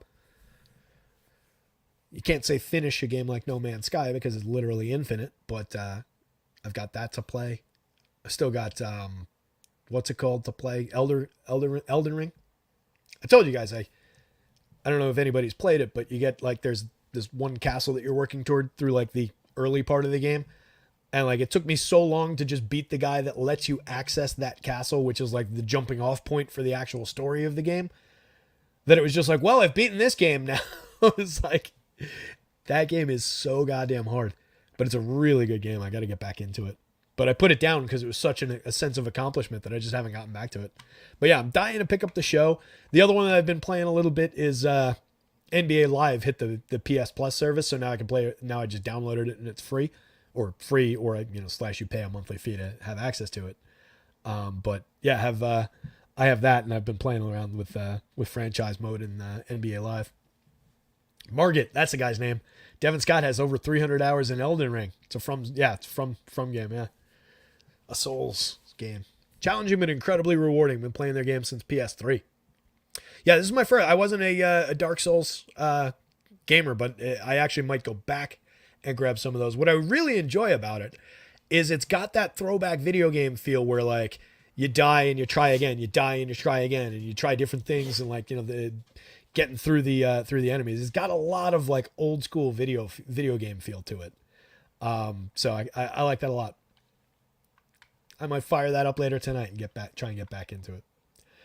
Anyway, I guess that's all we've got to talk about. We've been talking for an extra couple of minutes here at the end of the show, guys. But I'm going to punch out because I do have updating to do. I've got basketball projections to make. I don't know how big the basketball slate is. Nobody tell me.